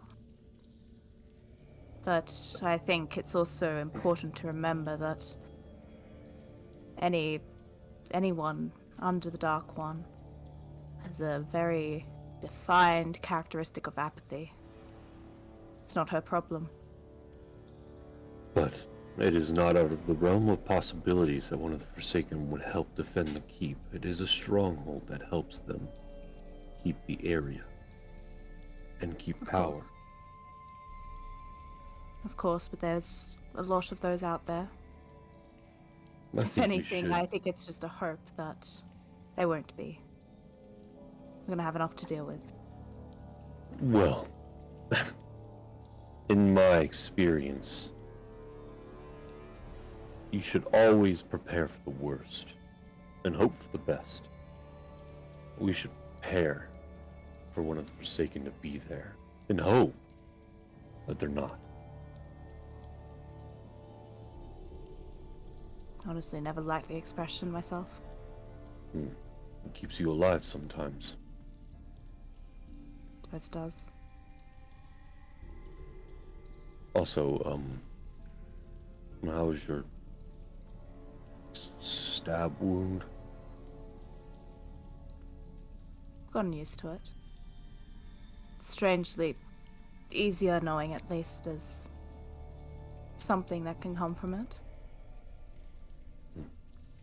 Suppose even just helping in that mentality is worth something. Well, if you need anything, let me know. Of course. Yourself too. You are the one that always takes the beatings after all. And you are the one who always heals me. Well, you and Suni, but- It's my job. and you're very good at it. Come on, let's get out of the fucking Underdark. Please. Okie And he's just gonna tell the Draconians to follow. 'Cause Alright. I have a power trip. dokie. They follow. Right. Imagining like in an RPG, whenever you like leave a conversation with somebody and it zooms back out and they say a line. Every time we talk to Ajax, it zooms out and he goes, "Let's get out of the fucking Underdark." Like 8 times a day, every day we've been down here. And anytime you talk to him, that's his button. At the end. One more day in the Underdark. Let's get out of the fucking Underdark. Alrighty. Can't wait to This get should be out our of the last Underdark. day, second last day, I guess, because it's 2 nights travel through the Underdark and then we're out. Yep, Seems we'll be like all there. roads lead to the Underdark. Can't wait to Hopefully, leave the Underdark. fucking not. Let's go. So, you continue on your Nope. second day. You take your rest that night. Any talks? I do have one more conversation before Okay. we leave the Underdark. It can happen at any point. Okay. So if that's okay. Yeah, go for it. It actually would be with the creator. Is that okay? Yeah, that's Face- cool. You made a face. That's cool. Yeah. Oh, spicy. I don't think she would take watch with him, probably, because that seems a little too. He's not cash. near you guys Yeah. when you're watching. Yeah, no, just when they're traveling one of the days, probably I guess like the second day before we take rest,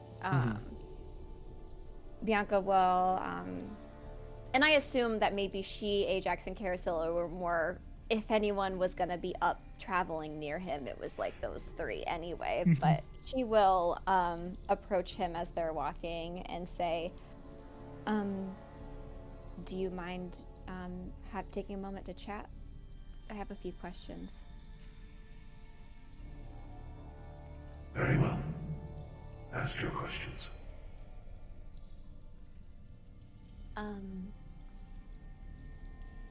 So there's been something on my mind that I haven't known how to ask or who to ask necessarily. It's definitely in the relation of balance in the world. And as you may know, I'm a Valkyrie, so balance in life and death is something that is very important to me. Which has led my mind to wonder, light and dark. They were both created to balance each other, correct? Or I guess, what do you know about the origins of not only the dark one, but also the light? And do you have any insight from the fight you've been fighting for longer than us?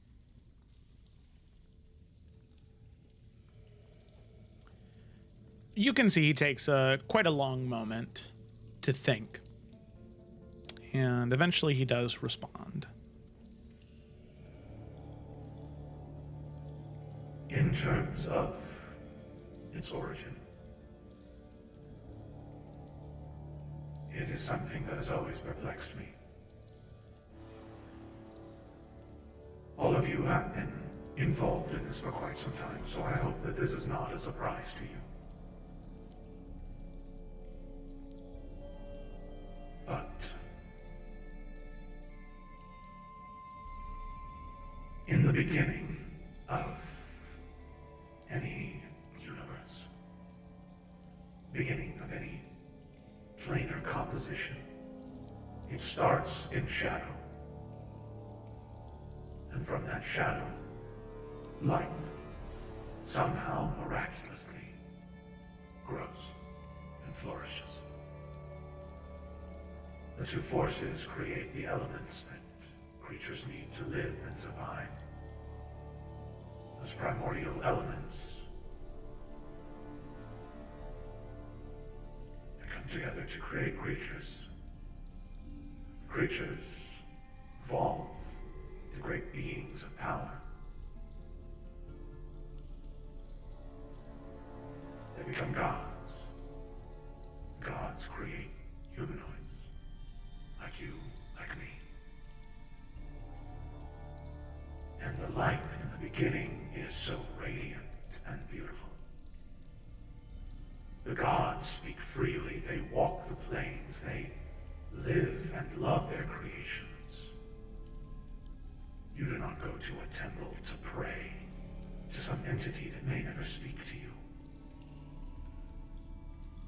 You walk in the forest. You traverse deep, into the galaxies. And you speak with the entity that created you. It provides supreme clarity to your purpose.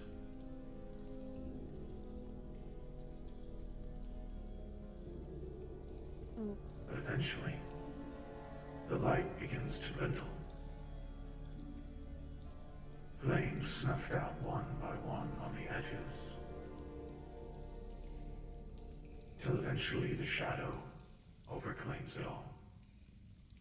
And the universe is nothing but darkness again. But then somehow, from the darkness, light, so miraculous and radiant, is born.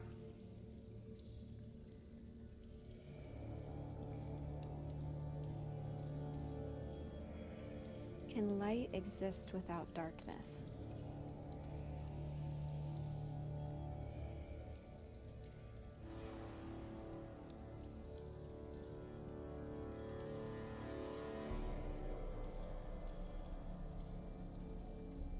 I simply do not know.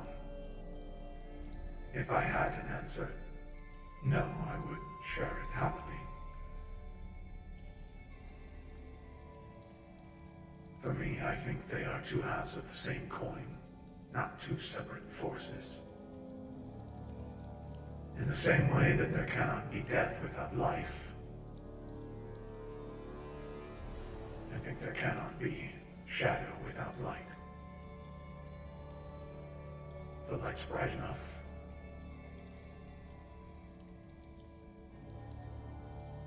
No matter how bright a light is, it'll always cast a shadow. And is the Dark One darkness itself, or just someone who lives and uses darkness?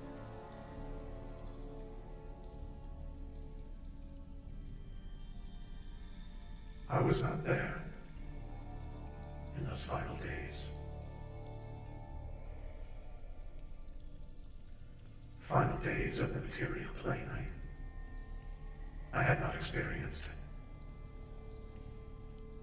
But I did witness the fall of the astral sea.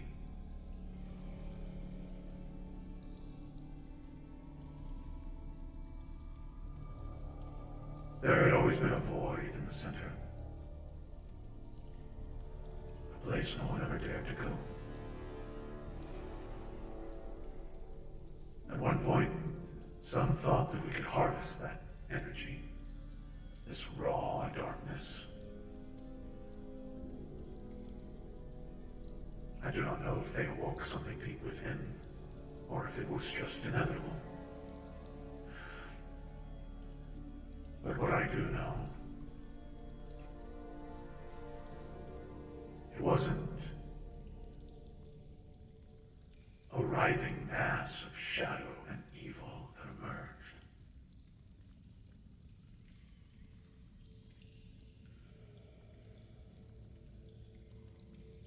Maybe it was only this way, so us insignificant creatures can understand it.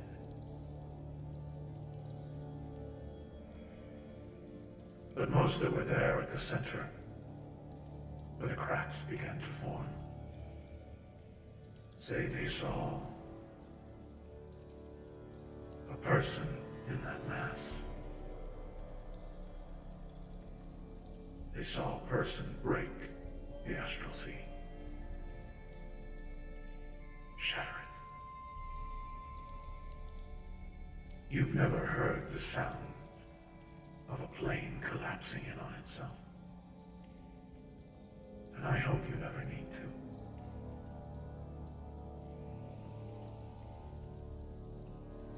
It's a piece of glass breaking that you can feel in your soul.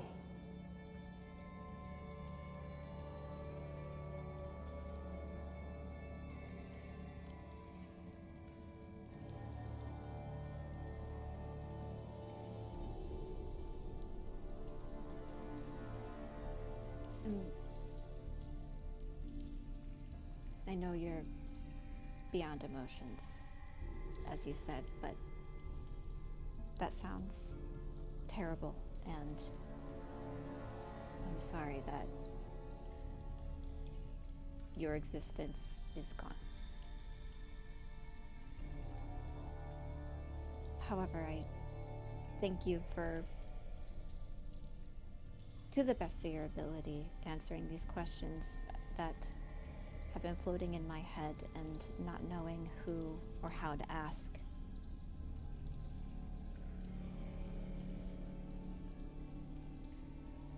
Of course. I do think the Dark One's an entity and not darkness itself. At least I hope. I don't think darkness is evil. Darkness can be comforting and protective. I think it's just in the wrong hands.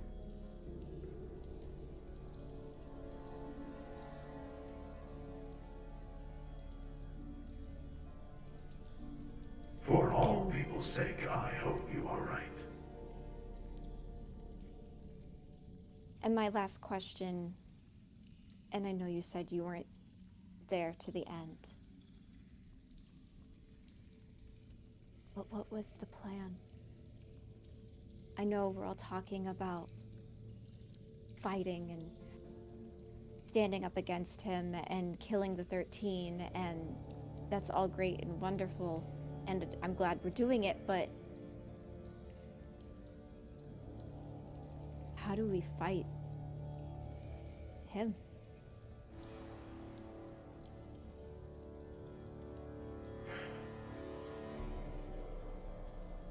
It was not so much a plan, but the only option left. You see, light is finite.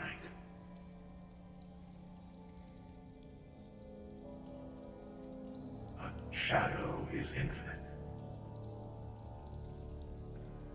It was only a matter of time until we were overwhelmed and consumed. I never saw the final battle unfold, but I do know where it happened. It happened in Bronzecroft, underneath the light of that tower.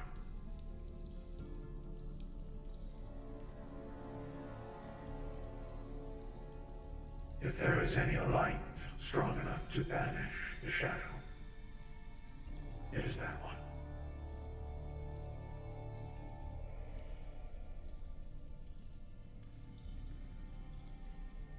But there was not a plan more definite than that. It was to fight, to live long enough to discover what to do.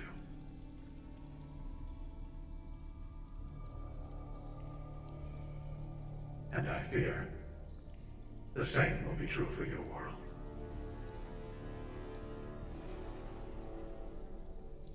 I don't think so.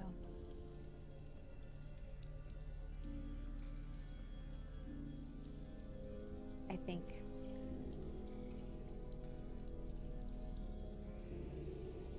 I don't know what it is exactly, but with combination of your knowledge and I'm sure everyone else I know who is working hard to learn and has knowledge from other timelines that seems like the others did not. I think our chances are not as slim. I'm very hopeful, but I appreciate your knowledge. Really, really I do. Thank you. If I may offer one more piece of advice. Yes. Hope can be a double-edged sword. It can protect you. That is true. But too much hope leads to overconfidence. Remember everything you are not willing to do to win. The Dark One, the father of lies, is willing to do 10 times over. Hope cannot stop that. Hope can do nothing to save you. What do you suggest we hold on to then, if not hope?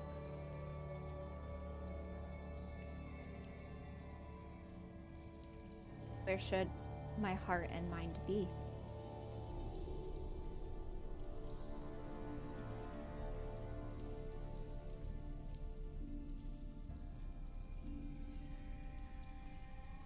Fear.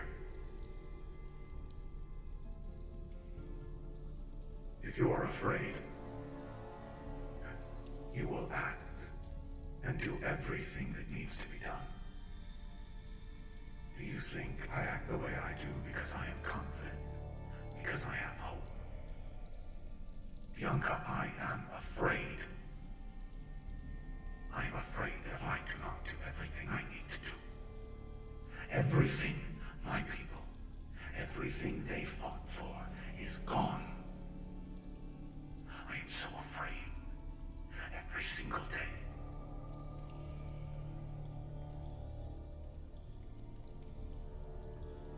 But I am here.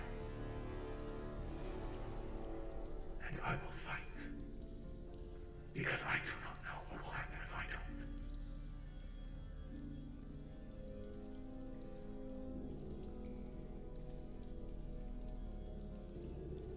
Do know what will happen. We've seen it. I'm afraid.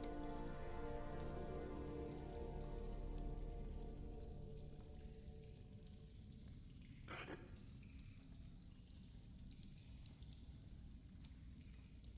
And Thank you.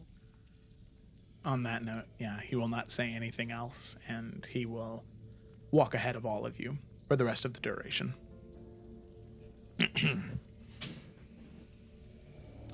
So, with that, eventually, your second day's rest is had. Were there any other conversations anybody wanted to have before making your way to the surface? This isn't a conversation, more so just a note. Okay. When there are periods of rest, Carasilla still will be kind of, as she had before, doing that kind of preachy thing for the little Kuatoa. Still same thing of boistering up the party, but as I guess time is going on, she's slowly integrating it to just preaching about the light itself. Probably taking a lot of notes of things that she's heard from, like, her time in Children of Flame. But that's what she's doing. Primarily about the party still, but there's little tidbits in there. Just a little note. Okay. All right. Wide That's of plan. that's very interesting. Okay. Okay. Cool, okay.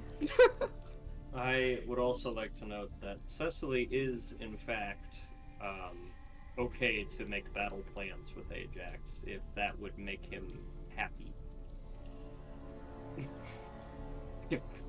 If that brings Battle him plans, joy, you saying? Nothing makes him happier. she'll.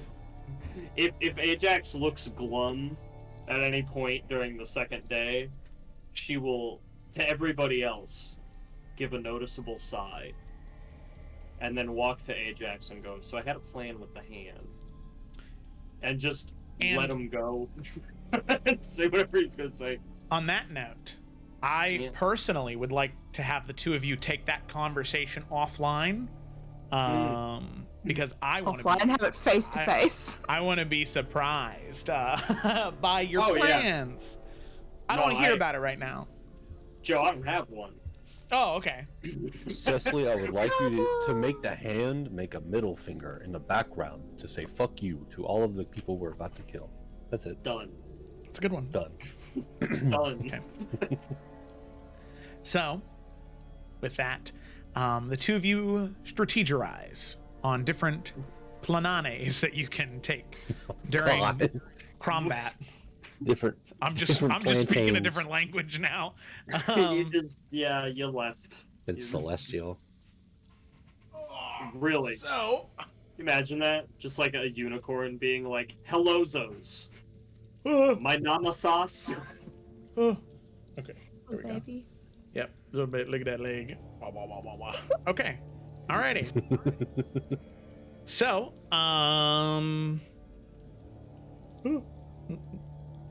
anybody have anything else? Get out of here. Please. Out of the Underdark? Yeah. Get the fuck out of the Underdark. Get the fuck out of the Underdark. Aegis' Hell yeah. catchphrase. What do you think, Trouble? Should they? Are they allowed to leave the Underdark? Yes. I love how much he just stares. Yeah. All right, cool. All right. He has spoken. Thank you. Co-DM Trouble. His word is bond. James Bond. His word. Okay, all right. Oh God. We can have the Underdark, please. Ah! I'm not ready to leave yet. Okay, now I'm ready to leave. So, with that, all of you make your way, you rest, and eventually, you return to some place, to a place that you definitely recognize, as you have been here before. Is Reach we ran away? Correct. Yep. But we're not in, because like the lake where the craters thing is like a half day's travel out of Reachka, right? At least a couple of hours. So like, we skirt. I like that plan. So, If that's my thinking. Just not Wait, deal were with you that guys shit. criminals in Reachka? No, No, they're racist. people were just racist, yeah. They were just racist and Yeah. really hate the Damaris. good thing you That's guys all. haven't done any good stuff since then to change the way Look, people potentially I look risk at you. it. If they wanted us in their city, they shouldn't have chased us out in the first place. No visits for them. That's true. That The is true. Draconian army goes there next. Village. All right. Whoa. Pillage and rebuild. Quick, Draconians, enact Salt their anti-racist soils. legal policy. In their houses. Alrighty. Execute Order 66. Teach critical race theory about tieflings. Reachko will be a better place in about a generation. Jesus. Okay. So, with that, oh, it's a little sad that I don't have that one. I thought that I still did. Okay, that's fine. So eventually, you make your way back into the growth chamber. This area where the creator, or as you know him now, Kasoro, where he had made his creations, where he had grown the entities that you had fought before. Now, as you make your way here, you can see that there are... Yes, I know you're here, okay? I'm trying to do something, all right? As you make your way in here, you can see that over some of the railing, there are Draconians that are currently training, running drills. There are about 500 of them that you can see. The creator will turn to you as you enter the chamber and say, I leave it up to you what all of you wish to do with them. I will give them to you. They will be under your command. As I said, though, I think it would be best if you have them either follow from a distance or send them to Maester via the river. They are incredibly adapted swimmers, climbers, and are quite adapted traveling by foot as well. How are they with the cold? They are fine. They feel no pain. resistant to extreme temperatures of both degrees.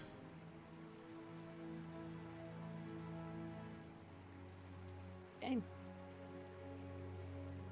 Good to have on our side.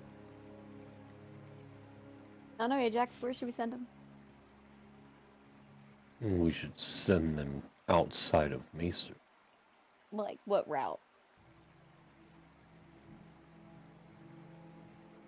The option was like What- river, and what was the other option? Which one's I fastest? think Yeah. just distance. River would be fastest. We should send them to the river.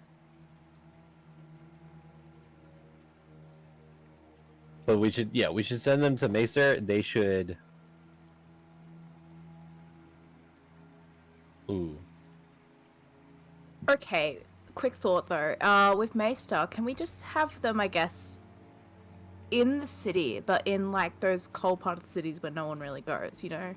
Where it's Yeah, you also could do that. abandoned. Yeah, I was kind of. Because then that way they're at least like right there and just like send heads up that like, hey, don't mind the creepy dragon-ish fuckers over there. They're ours. It's fine. They're chill. I have a question. Is there any covert way to get them into the city? Covert way to get 500 like 7-foot tall dragon force. So either that or having them be far away enough that my thing is, if we bring them into the city, if there's anybody who's on Ivana's side, Yeah. they're gonna be like, oh, they have 500 new dragon people, and that I feel like we could have the element of surprise if we could keep these things, you know, secret for a little bit, so that when we fight, they're not expecting 500 draconians to also show up in the battle, Well, as opposed to knowing that we have 500 draconians for the battle. random crazy idea. If they don't need food, drink, or rest, and they're very, very cold resistant, what if we just dig them a hole in the snow and just throw them in there? Well, that's Make them dig them so Yeah. I was like, I don't want to lose Your people grave, trying to. get in it I and will wait. also say, Ivana. I feel like we have the vibe that Ivana can watch us when she pleases, because she has already done that. So we could try. I feel like regardless, we will not have the element of surprise.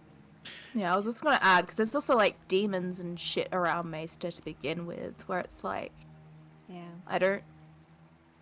That's why I was thinking keep them in the city, because then at least you know we don't have to worry about that potential conflict. But The other thing, we do have the element of surprise with the dwarves, because they're coming in covertly, so we have that surprise. But what if we had the surprise of dwarves and the draconians? Do they need to breathe? They are. I mean, they are amphibious, so they can breathe underwater. can we You just just like stick keep them them in the in- water? Yeah, that's what I was thinking. Yeah, because it's all covered in ice, so then they can like break through and come through. It'd be really epic. Guys, We should do they're that. still living beings. They're not. They don't feel. It's constructs. fine. Wasn't it your idea told to them to dig them sit. in a hole? No, it was not my idea to dig Okay. them in a hole. I think that was Felicity. Fine. It Oh, was okay. not. It Who was said to dig them in a fine. hole? I It was Mark. It was Mark. Hey, they can vibe underwater, guys. Let Bring them them into vibe. the city, protect Or them, not. keep them on the side that's abandoned. It'll be fine. All right. There's a river in the city. Can we keep them in the? No. I guess it would be. Wait, there is a river in Going the in. city. Yeah. We What haven't if they fell in just it. travel underneath the river into the city? Let's covert and in the city. 10 out of 10. Let's go. Hell yeah. But it Such a is plan. ice, so they do. I I don't think know, they have to come man. up for breathing. Just fine. Just No, let they them. can- Just put them in the city. Yeah, they can. No, they can breathe underwater. They breathe underwater and they can survive really cold temperatures. I don't I see thought any you said they were problems. amphibious. It's Doesn't that fine. mean There's they- no issues with this plan. Let's go. I may think have we're used just the wrong saying- word. I think we're just saying they can adequately breathe in both, not that they're like the true scientific definition. I was thinking Yeah. like turtles, how they can breathe underwater for a couple hours and they have to take a breath Yeah. and then go back under. No, yeah, they are the dictionary definition of amphibious. They are suited for both land and water. They can breathe underwater Oh, yeah. and they can breathe air. The creator made Yeah, sure that okay. they were the perfect thing. Yeah. Okay. Well, I mean, that's my plan to keep them covert, but you know, it's fine. We can bring them into the city, into the shitty Either's part fine. or I whatever. just Yeah, feel it's still guilty about covert. having them in ice cold water. Yeah, no, Just I'm not. for I'm not days. vibing with that either because they're not constructs. I kind of feel bad about it, but I feel fine. really bad about it. Fine. They don't have individual It's thoughts. Suni's They can't children. feel. They So he's literally talk offspring. to you. Yeah. Well, A lot of talk things to can talk to Cecily. you. Never mind. Anyway, Okay. this is fine. We'll just keep them in the river under the city. That's what we can do with those. Done. Send them down the river to Maester. We will send word. There, Very good. it's done. All right, it's happened. So, with that, you can see the creator move over to the railing where the rest of the 500 Draconians are currently training, and he yells, Stop. All of you will listen to them. They are your new leaders. They are your new commanders. My word means nothing anymore. You will follow their commands, and only their commands. From this day until your last day. You can see all the Draconians, their heads look from the creator to all of you.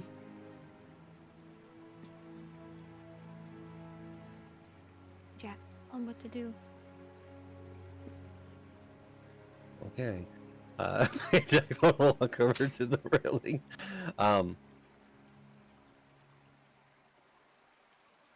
You are to march forward along the river to Maester. There you will enter the city once you are permitted. You will be stationed in a section of the city. There you will await further orders. Now march. You can see all of them nod, and they all turn and they all begin to march out. So, Joe, do they all look pretty much identical, like a super soldier army, or do they have some character to them? There's no reason I'm asking. There's no No. second question. I'm just No, curious. you're totally fine, and that's a really good question. You can see that all of these Draconians are clinically the same. Okay. Not a hair or scale out of place.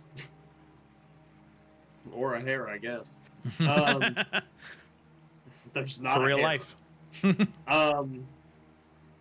Okay. That's just I'm asking for vibes only. Yeah, So, they like, are. They didn't all like grow up a little different, nature versus nurture. No, it Like, is they're all- Clones. very much like Clone Army. Everybody is Yeah. Django Fett, They're all stackable. Yeah. Cool. Where are the Kuatoa?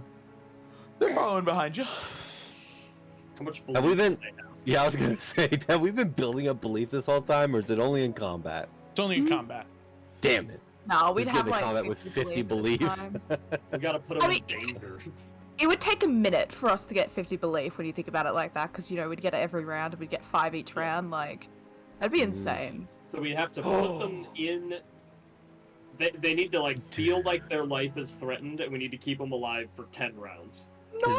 This is a dumb idea. This is not gonna happen. Joe's not gonna allow this. But imagine if we got around the 500 Draconians, and Carousel was like, "They're also people you should worship." And every single time we're in combat around the Draconians, each one of them also procs belief. So we just, boom, That'd be wild. We could summon all 50 the belief Vulgars for instantly. us. But anyway, Yeah. we're not doing that. that'd be cool. Because, I think they have Yeah. the right to be a little out of it and a little bit more quiet, That's Like, true. I'd not have that energy for that, Fuck that. Yeah. Oh, The are we past back? 800 Oh, there we years. go. Sorry, There, that? there we Oh, go. yeah. Let's go. Oh, that's sick. Oh, that's good. Whoa!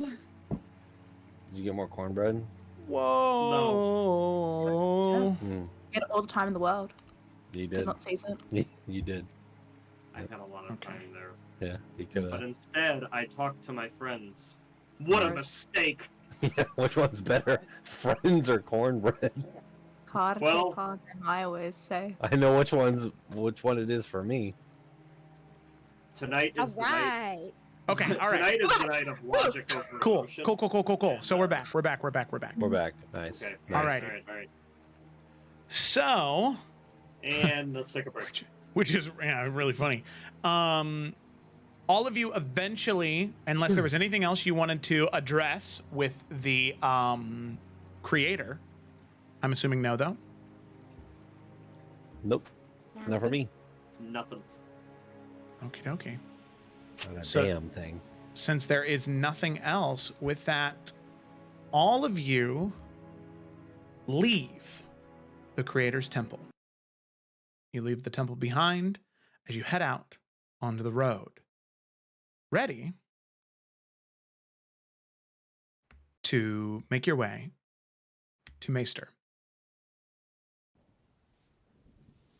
Now, as you begin to walk through the Old Kingdom, it is a sight that many of you are incredibly used to.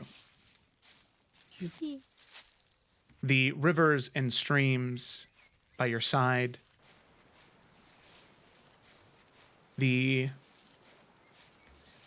beautiful and natural quality of springtime is incredibly prevalent this far east in Bella Clara. You can't help but smile a bit at how pleasant it is here.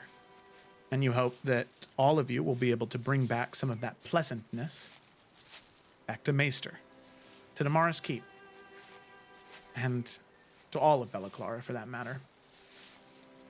However, as you exit and you get yourself back on the road, it is about 8 a.m. on the 4th of Greengrass.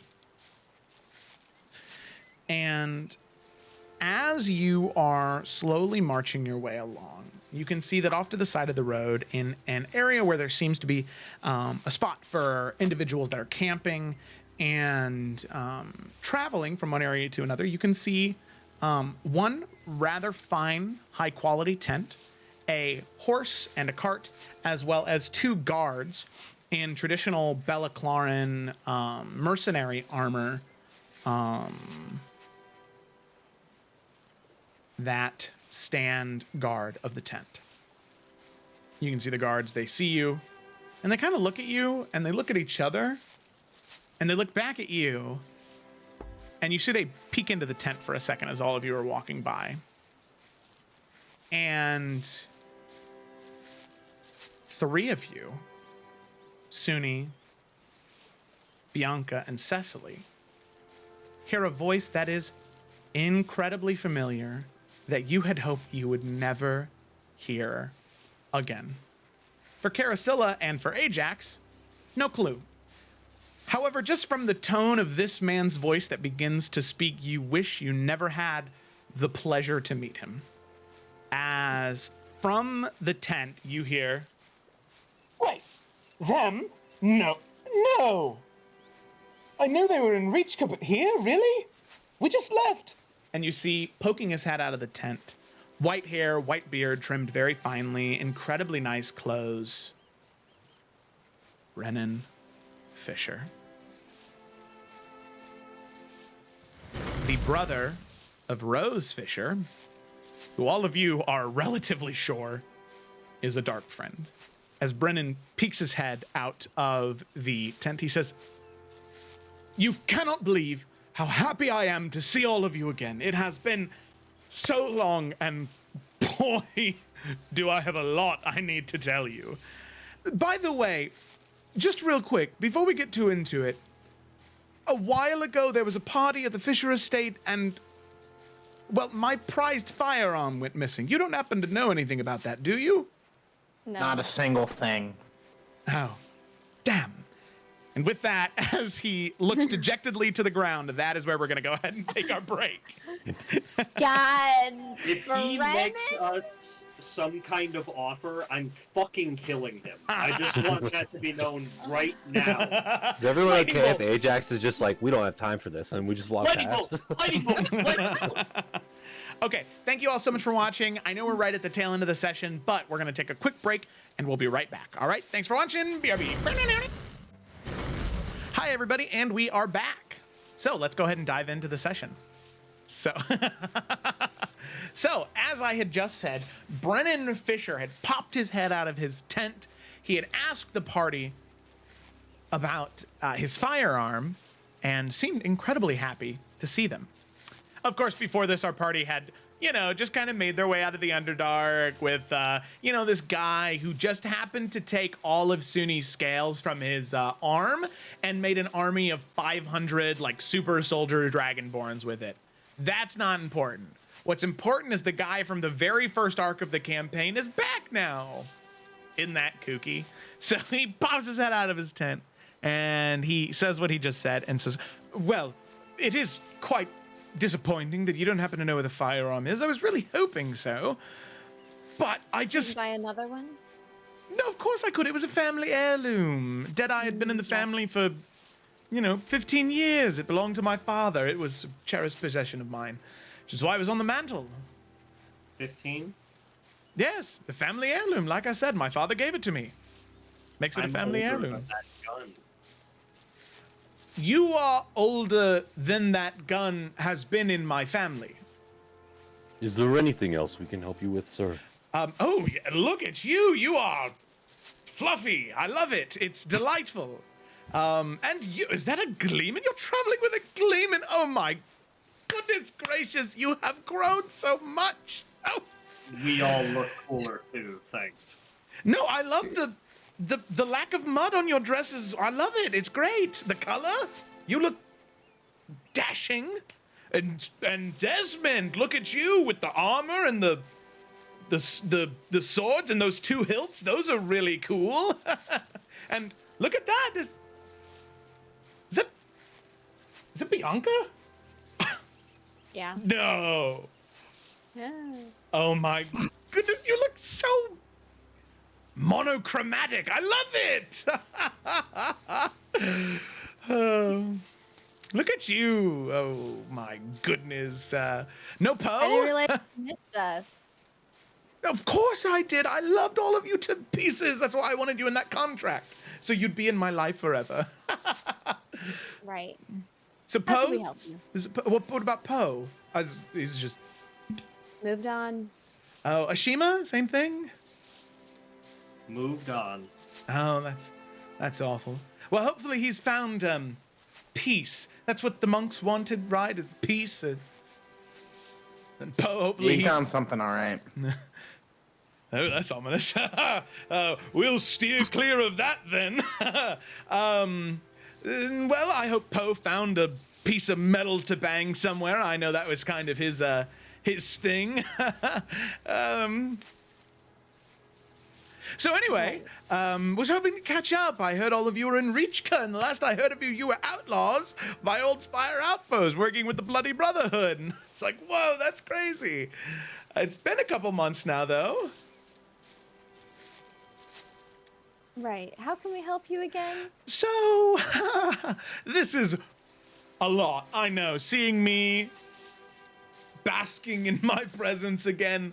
You all know how to deal with problems, and I think I have a problem that I don't know how to deal with, and I thought if anybody knew how to deal with it, it would be all of you, and sadly, it's a little disappointing that you're down 2 members, but I'm assuming they're comparable, right? This one's... We don't have time to help you with the problem. Okay, it's about Rose, though. I don't know if that makes a difference. What about Rose? Who is Rose? My sister. My older Great. sister. Don't let the gray hairs actually deceive need you. to This is hear this, Ajax. this is a stylistic choice. I'm truly a brunette. I just wanted to look older. Funny about Rose, there was a problem that you had that you wanted to deal with. Yes. You see, I'm a bit of a snoop, which I know is poor of me to do. But Rose has been, I don't want to say different lately. She's always been a little bit of a weirdo, you know. I think that's why she got along with all of you so easily, is because, you know, it's similar frequencies. Not an insult. I love weird people. Nope, back to the point. Okay. So I was snooping around in Rose's manor in Summer's Rest one day, just because I thought she was up to no good. There's no reason to lie. I thought she was stealing money from me, and I wanted to get to the bottom of it because my money is my money, right? So anyway, I found a whole bunch of journals and letters that she has sent back and forth between a lot of people in really, really, really high positions in Belaclorian government. and they're talking about crazy stuff. And I just, I didn't know what to do. So I left with the letters. You have them? Yes. Why didn't you tell the authorities?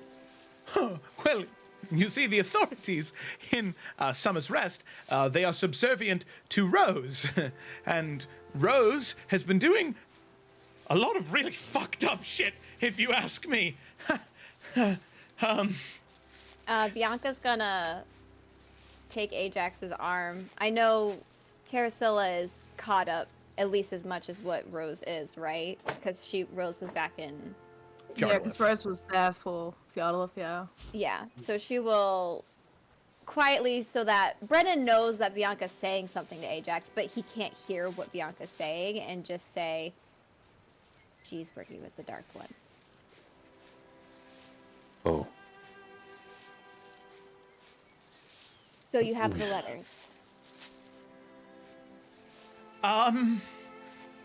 Yes and no. I have the parchment that the letters were on. I'm not a magician, you see, so I don't know how to make things appear and disappear, but for some reason when I left Summer's Rest, all of the ink disappeared. So I grabbed the letters. I've got them right here. And he takes them out and he like hands them to all of you very like scattered and folded in a book. And as you look through it, there's nothing written on any of them. I know I sound crazy, but I swear, when I read them in her office, they were there. There were words. She had been, one of the most recent things is she had been working with this person, Investor Galena. Galena, she was an advisor to the Investors Council, and there was something going on in Bromsgrove with an egg. Yes. Oh, you know about that one. Okay.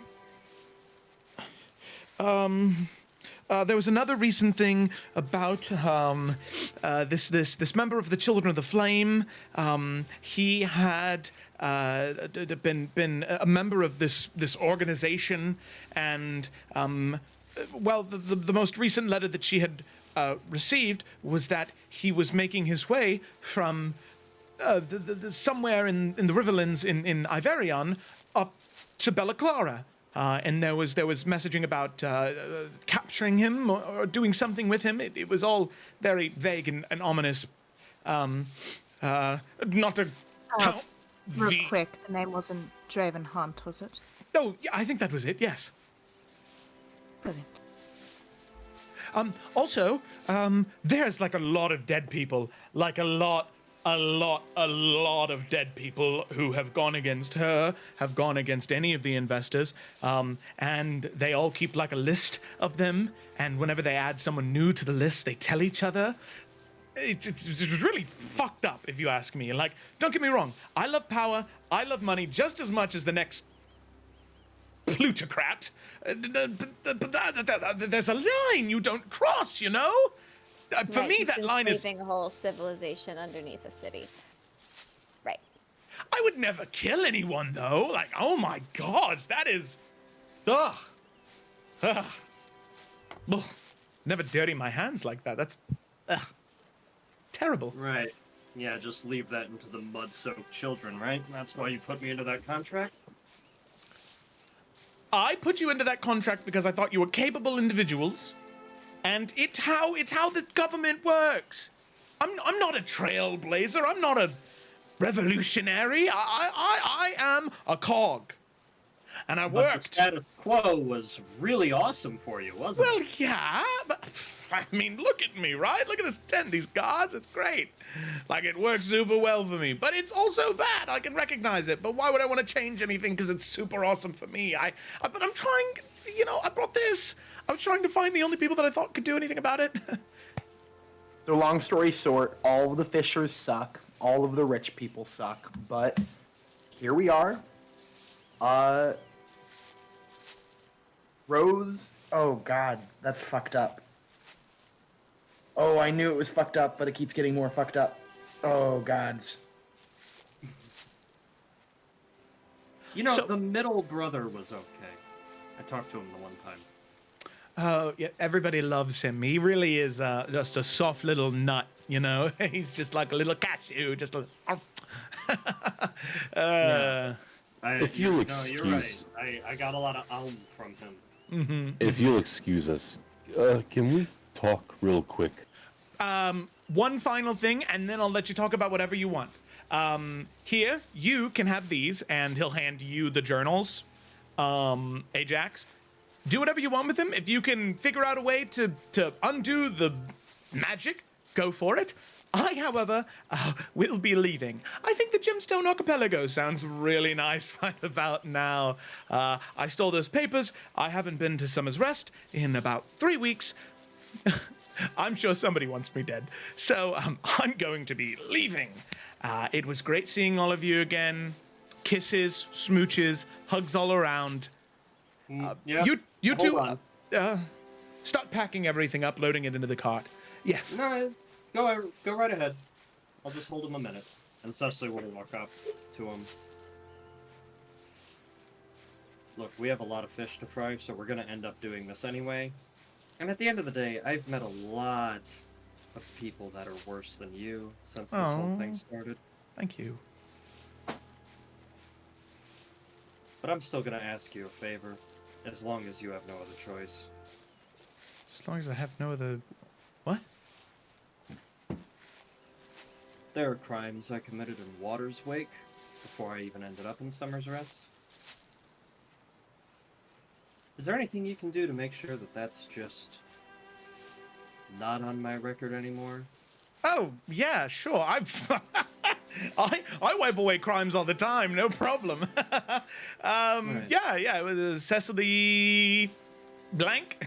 Cecily, what would they be under? Would have been Dreymire at that time. Cecily Dreymire. Oh, Dreymire. Ooh, nasty business. Don't worry. Your past is clean now. Well, after I send a letter, and then it'll be clean. I know how to forge a good old... well, I could do Orwin or I could do Rose's signature. Rose's name carries a lot of weight, but then you Well- might be associated with that. Maybe stay away from the Rose thing then. I don't mind the Orin guy. He seemed alright. All right. Wait. And while So- you're at it, can you just Sorry, kick go ahead. over a few more funds to the orphanage over there? Like maybe double.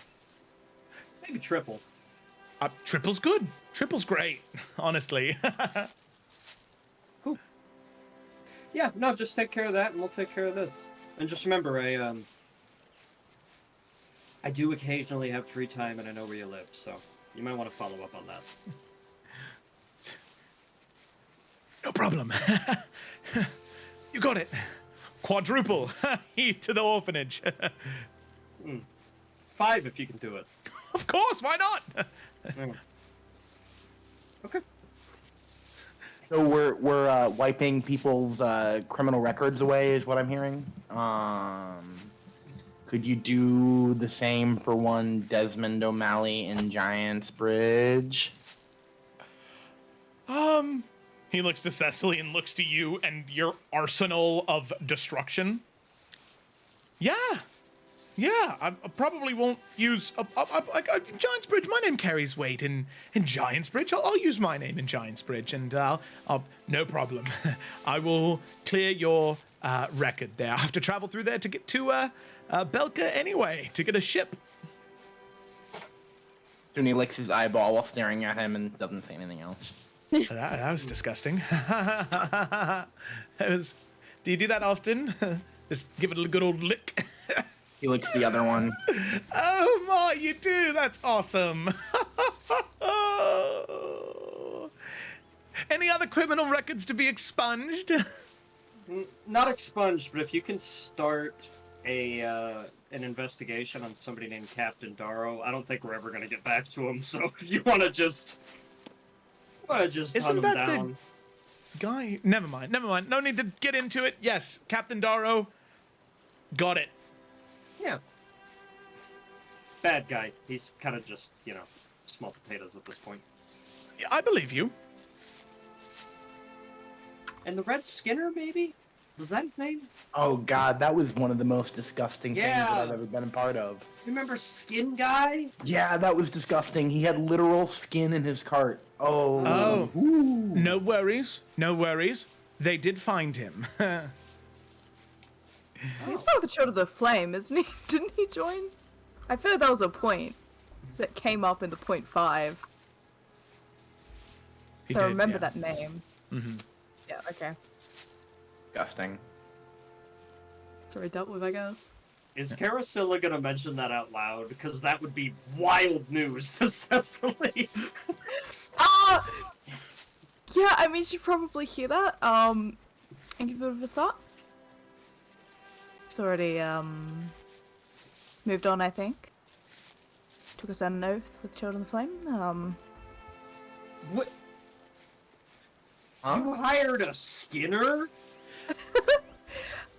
From what I hear, the previous Lightbearer was not too much of a fan of him, but there are plenty of criminals that have their sentences paid out through the Children of the Flame. Gonna kill Okay. and skin Cecily Poe and I. Yeah, there's the crime I am asking to get expunged. And then there's taking skin for fun. I don't know. In all fairness, I do also remember that Morwen and I were going to release all of your crimes through the Children of the Flame as well, so there's always options. Well, on that cute little note, Bianca will also say to yes, Mom, Brennan. okay. Why not? A laundry list. Brennan, do you ever plan on returning to Bella Clara ever? Ever? I mean, just to put it bluntly, if there was ever a situation, hypothetically, where Rose was no longer in charge of Summer's Rest because of a workplace incident, well, I might be inclined to come back. It is our family's home, after all. But I think a nice vacation to the gemstone, maybe 5, 10, 15 years, that'd probably be great. Well, if you do want to return and you don't want to be, having any complications about returning to your family home, you may want to give us a letter being loyal to the Damaris name and kingdom. Because by the time you come back, this plutocracy will be over.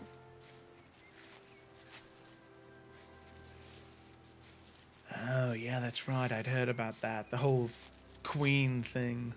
I didn't realize that was you. See, I always knew you as Dusong, not Damaris. I mean, they're both D names, so but... Do you want to come back or not? Yeah, I will. I just, if I do come back, obviously, there's no shame in being a business owner in a city. But, I mean, if you are a queen, Lord Fisher, huh? Right? Do you want to come back or not? Okay, yes, I would like to come back eventually one day. All right, write a letter. Okay. And put your seal on it and everything. Otherwise, I'm going to not remember your name. Okay, oh, right, I get it. This is understandable extortion, but I get it. Paper and wax and my seal and a quill and ink. Thank you very much. And you can see the two mercenaries come over to him. They hand him the thing. And he kind of goes over to the cart and like on the cart he starts to write. I, Brendan Fisher, swear myself to Queen Bianca Dusong, and he scratches it out Damaris, but he spells it incorrectly. And her council, the esteemed and venerable. What was your name, Gleeman? Karasiladelsky. Karasiladelsky, and kind of like puts a little arrow in front of Karasila. Gleeman, Cecily, Dreymire, Pearson. No. Tierson, like Tyr, like the guy from Fjordaleth. Keep writing. That's crazy. Oh my god! Look at that's Ajax, awesome. Let him take it in for a second. Ajax. Good for you. Oh my goodness gracious. Tierson spells it with an I, not a Y. All right, great. Son? And then Suni? Was it? That's what you said? Yeah. Suni, like phonetic? Spell it. Sunni Kalukatho. Kalikatho? Isn't that a Goliath name? Write it down. Yeah. We got a lot of names. There's a lot of new information for me. I'm allowed to have questions. And then you, Mr. Leonin. Ajax, Dawnrider. No. Please No. keep writing. Captain of the God of Belga? That's crazy. Oh my God. Look at you, you little ragtag group. Oh my goodness. And Ajax Dawnrider, former, right, Captain of the God of Belka. Ooh. Jesus fucking Christ. Signed, Brennan Fisher, wax, and he kind of like he pours the wax kind of like haphazardly on it on the side, and then he presses it in, seals it. There you go. Here you are. Well, that's all the talking I wanted to do.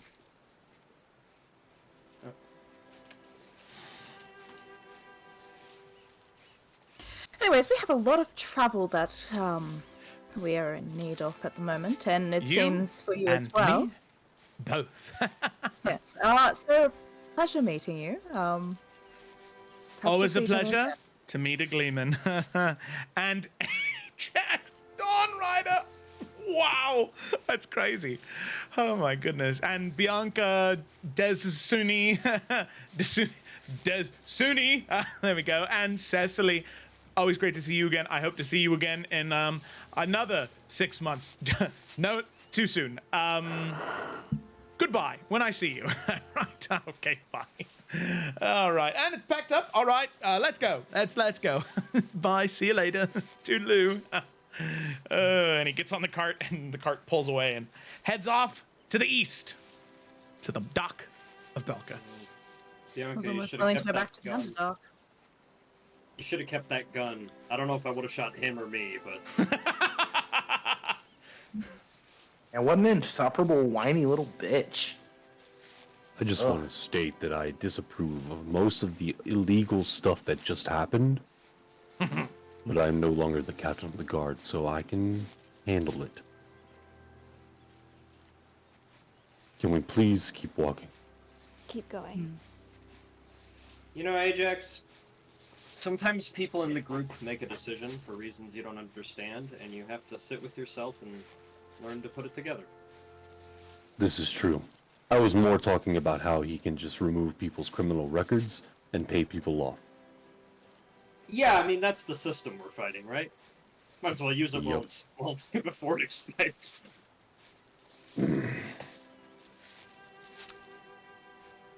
I never want to meet that person ever again. Ajax is like 10 feet ahead, just walking. Cecily will turn to, like, Suni and Bianca. You know, that was the first time I ever took a shower, though? I mean, that's one good thing that came out of that, right? Yeah, the shower was good, but everything else pretty well sucked. You guys don't seem as excited as I was. You can see that in this moment, as all of you are shocked at what just transpired, Alton, who has this huge hood over his head in the bright daylight Oh my god. of the sun. Oh my gosh, we need to get him sunglasses. They Did have it to also- be good Could enough. you- You'd want Could you please tell me that not everyone on the surface is like that? Or else I will Not gladly go everyone is. back to the Underdark. No, he's a very special character. No one else is like that. I don't know if it's like this in the Underdark, Alton, but the more money they have, usually the worse they are. There's like a couple exceptions, but you can count them with your fingers. Never like that. But I understand what you're talking about. Well, sorry it's so bright. Wish I could do something about that. It's You fine. gonna be good? Yeah. I just can't see very well. We can guide you across easily enough. The air's also just really dry up here. Yeah. I actually It's thought okay. it was really wet down there, so it's all perspective. It's fine. We can just keep going. I hadn't said anything in a while, and I just wanted to be known how much I didn't like that guy. Where in Cecily. Kuatoa? Cecily's gonna turn to the party. Off behind Carousel. Cecily's gonna turn to I'm the party. running into trees or something because I can't see. Yeah. Cecily's Actually, turn no. to- Sorry. Ursula will have them under her little cloak to give them shade, so it's not as bright. Mother, They're all- mother. They're all looking up at the Please. sky going, the light. I think if they believe hard enough, the sun doesn't bother them anymore. You don't want them to do that. Well, okay. and Black then out the Mother Duck sun! Time- Mother Duck Time spoke over the Kuatoa. And we Yes, mother. Cecily, you were going to say something? Yeah, she was gonna turn to the. She was gonna take another cautionary glance at Carousella's fish, and turn to everybody and just be like, "Hey, so I don't mean to be kicking them out or anything, but when are we gonna drop off our underground friends? Is everyone here with us?" I have a few plans, but they're staying with us for now. Okay. Alton, do you have any idea when you might head your own way, or if you want to stay with us, or? I don't know anyone else here. You are welcome to stay with us. That's fair. Yeah. Thank no, you, we should I- get them set up. Yeah. As long as you don't mind fighting demons. No. Alright. As long as it's at nighttime, though. Oh, the sun is basically blocked at Maester But the by a snow bunch is of snow. blinding. Let's hope your eyes adjust before that point as well. And if not, there might be something we can do for them as well. Also, what's wrong, Cecily? You don't like the Kuatoa? I think they're really nice. Endearing little things. I think, out of everything going on right now, my opinion on them doesn't matter very much. Sure it does. Okay. Well, here's this then. I get squeamish when I look at them. Hmm. It's a little unfair. Well, feelings are allowed to exist without judgment. We just have to decide what we're going to do about them, right? My mom said something like that once, I think. Hopefully I'm not fucking it up and saying it backwards. Maybe eventually, the longer we keep them with us, they'll believe a beholder into existence.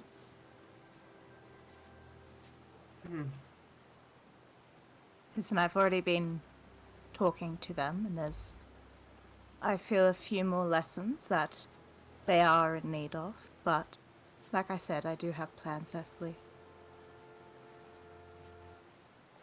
Okay. Okay. Alrighty. So, as all of you continue on your journey, the road from Richka to Periton is rather uneventful. The days of travel go by, but eventually, when you're about 2 days outside of Periton, right after about 1.5 days of travel, you notice that there's a shift in the weather. Originally, clear skies, eventually, rain and thunder become more prevalent.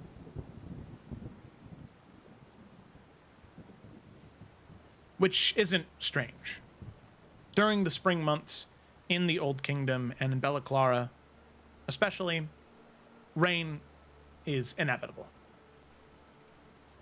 However, as you get closer and closer to Periton, you can see that the storm seemed to grow more and more aggressive. Large crashes of thunder and lightning, rolling gray clouds in the distance. The rest of your journey is not nearly as comfortable as you would like, but eventually, you do arrive in Periton. Real quick. Yeah. Sometimes Cecily feels shit when it's raining. Mm-hmm. Now the question part. Can I, can I, at some point, like in an evening or something as we're going, just meditate and see if she senses anything? Yeah, go ahead and make a charisma check. Cool.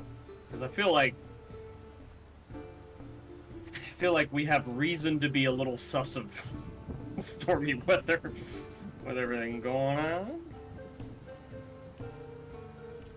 A solid 9. Okay.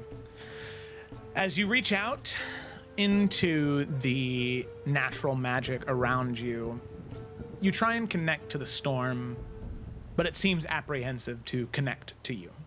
Maybe it's being in the Underdark for so long, being away from nature for so long, but it almost seems distrusting of you to a degree. That's not a good vibe. She doesn't like that. If anything, she feels like she's doing something wrong. Guys, the rain doesn't like me. What did I do? Okay. So yeah, she'll proceed with that sort of disconcerting feeling then. All right. Eventually, though, all of you make your way, your travel, and eventually arrive in Periton. The journey is easy. Nothing bad happens to you along your way. Any animals or creatures that approach you, all of you are powerful enough to ward them off. Nothing more than a pack of wolves. Upon your arrival in Periton, though, the rain and thunder is still there. The storm still ever present.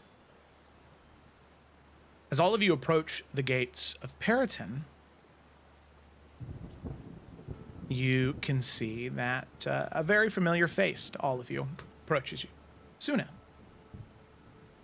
You can see the rain is drenching her right now. She has this large leather hood pulled over her head. Immediately as the guards let you in past the gate, she is one of the first people to greet you after you move in. And she says, wow, I'm really happy that all of you are here. I had heard from Keothi that you had landed in the Underdark. Is that right? That's correct. Yeah, we got out near Richka, and so we're on our way back to Maester, but obviously here now. Mm-hmm. Yeah. Everything all right? Yeah, it's your dad, Bianca. word got through, and he wants to talk to you in the meeting room where all of you had stayed. Yeah. Okay. Yes, of course. Yeah. Let's go. Yeah. She'll rush to go see him. Okay.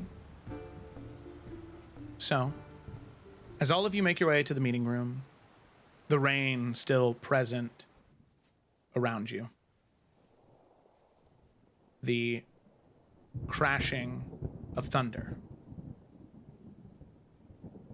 As Suna opens the door and all of you walk in to that meeting room. Just because I've got it. I'll pull it up. As you enter the meeting room, which you had spent much of your time before getting to Maester, you see Ildon, Bianca's father. However, he does not look to be here of his own will. You see standing in the room, smiling towards all of you as you walk in, a man, large belly, long red beard and long red hair, massive hammer at his side. Oh, no. He says, Well. Look who showed up. Happy you could make it. I thought you might be back eventually. Why don't you sit down? I'd like to, talk to you. And before you get any crazy ideas, I'm not stupid. I know the, group of you could probably take me. But you know who couldn't stand it? and he looks towards Bianca's father. So, let's have a civil discussion here. Before I decide to split his head like a fucking melon. Right. And as Thor stands there, a very aggressive and blatant threat made against Bianca's father. That is where we're going to go ahead and end tonight's session. Oh, yeah. Oh god. Hell yeah. Oh, no. It's Thor. Ornery Cunt Part 2. Let's go. Okay, so Electric Boogaloo. thank you all so much for watching. I really appreciate the support. NW Merchant, you the real one. you're great, man. So thanks so much for watching. Really appreciate you guys. Be sure to tune in tomorrow for the Tales of Evren. Saturday, I need to double check with everybody, but Isles on Saturday will probably be 1 hour early, starting at 2 CST as opposed to 3. Sunday for Buried Time, or next Tuesday for the continuation of the Salamander Coast. Thanks for watching, and we'll see you next time. Accidentally hit the wrong screen.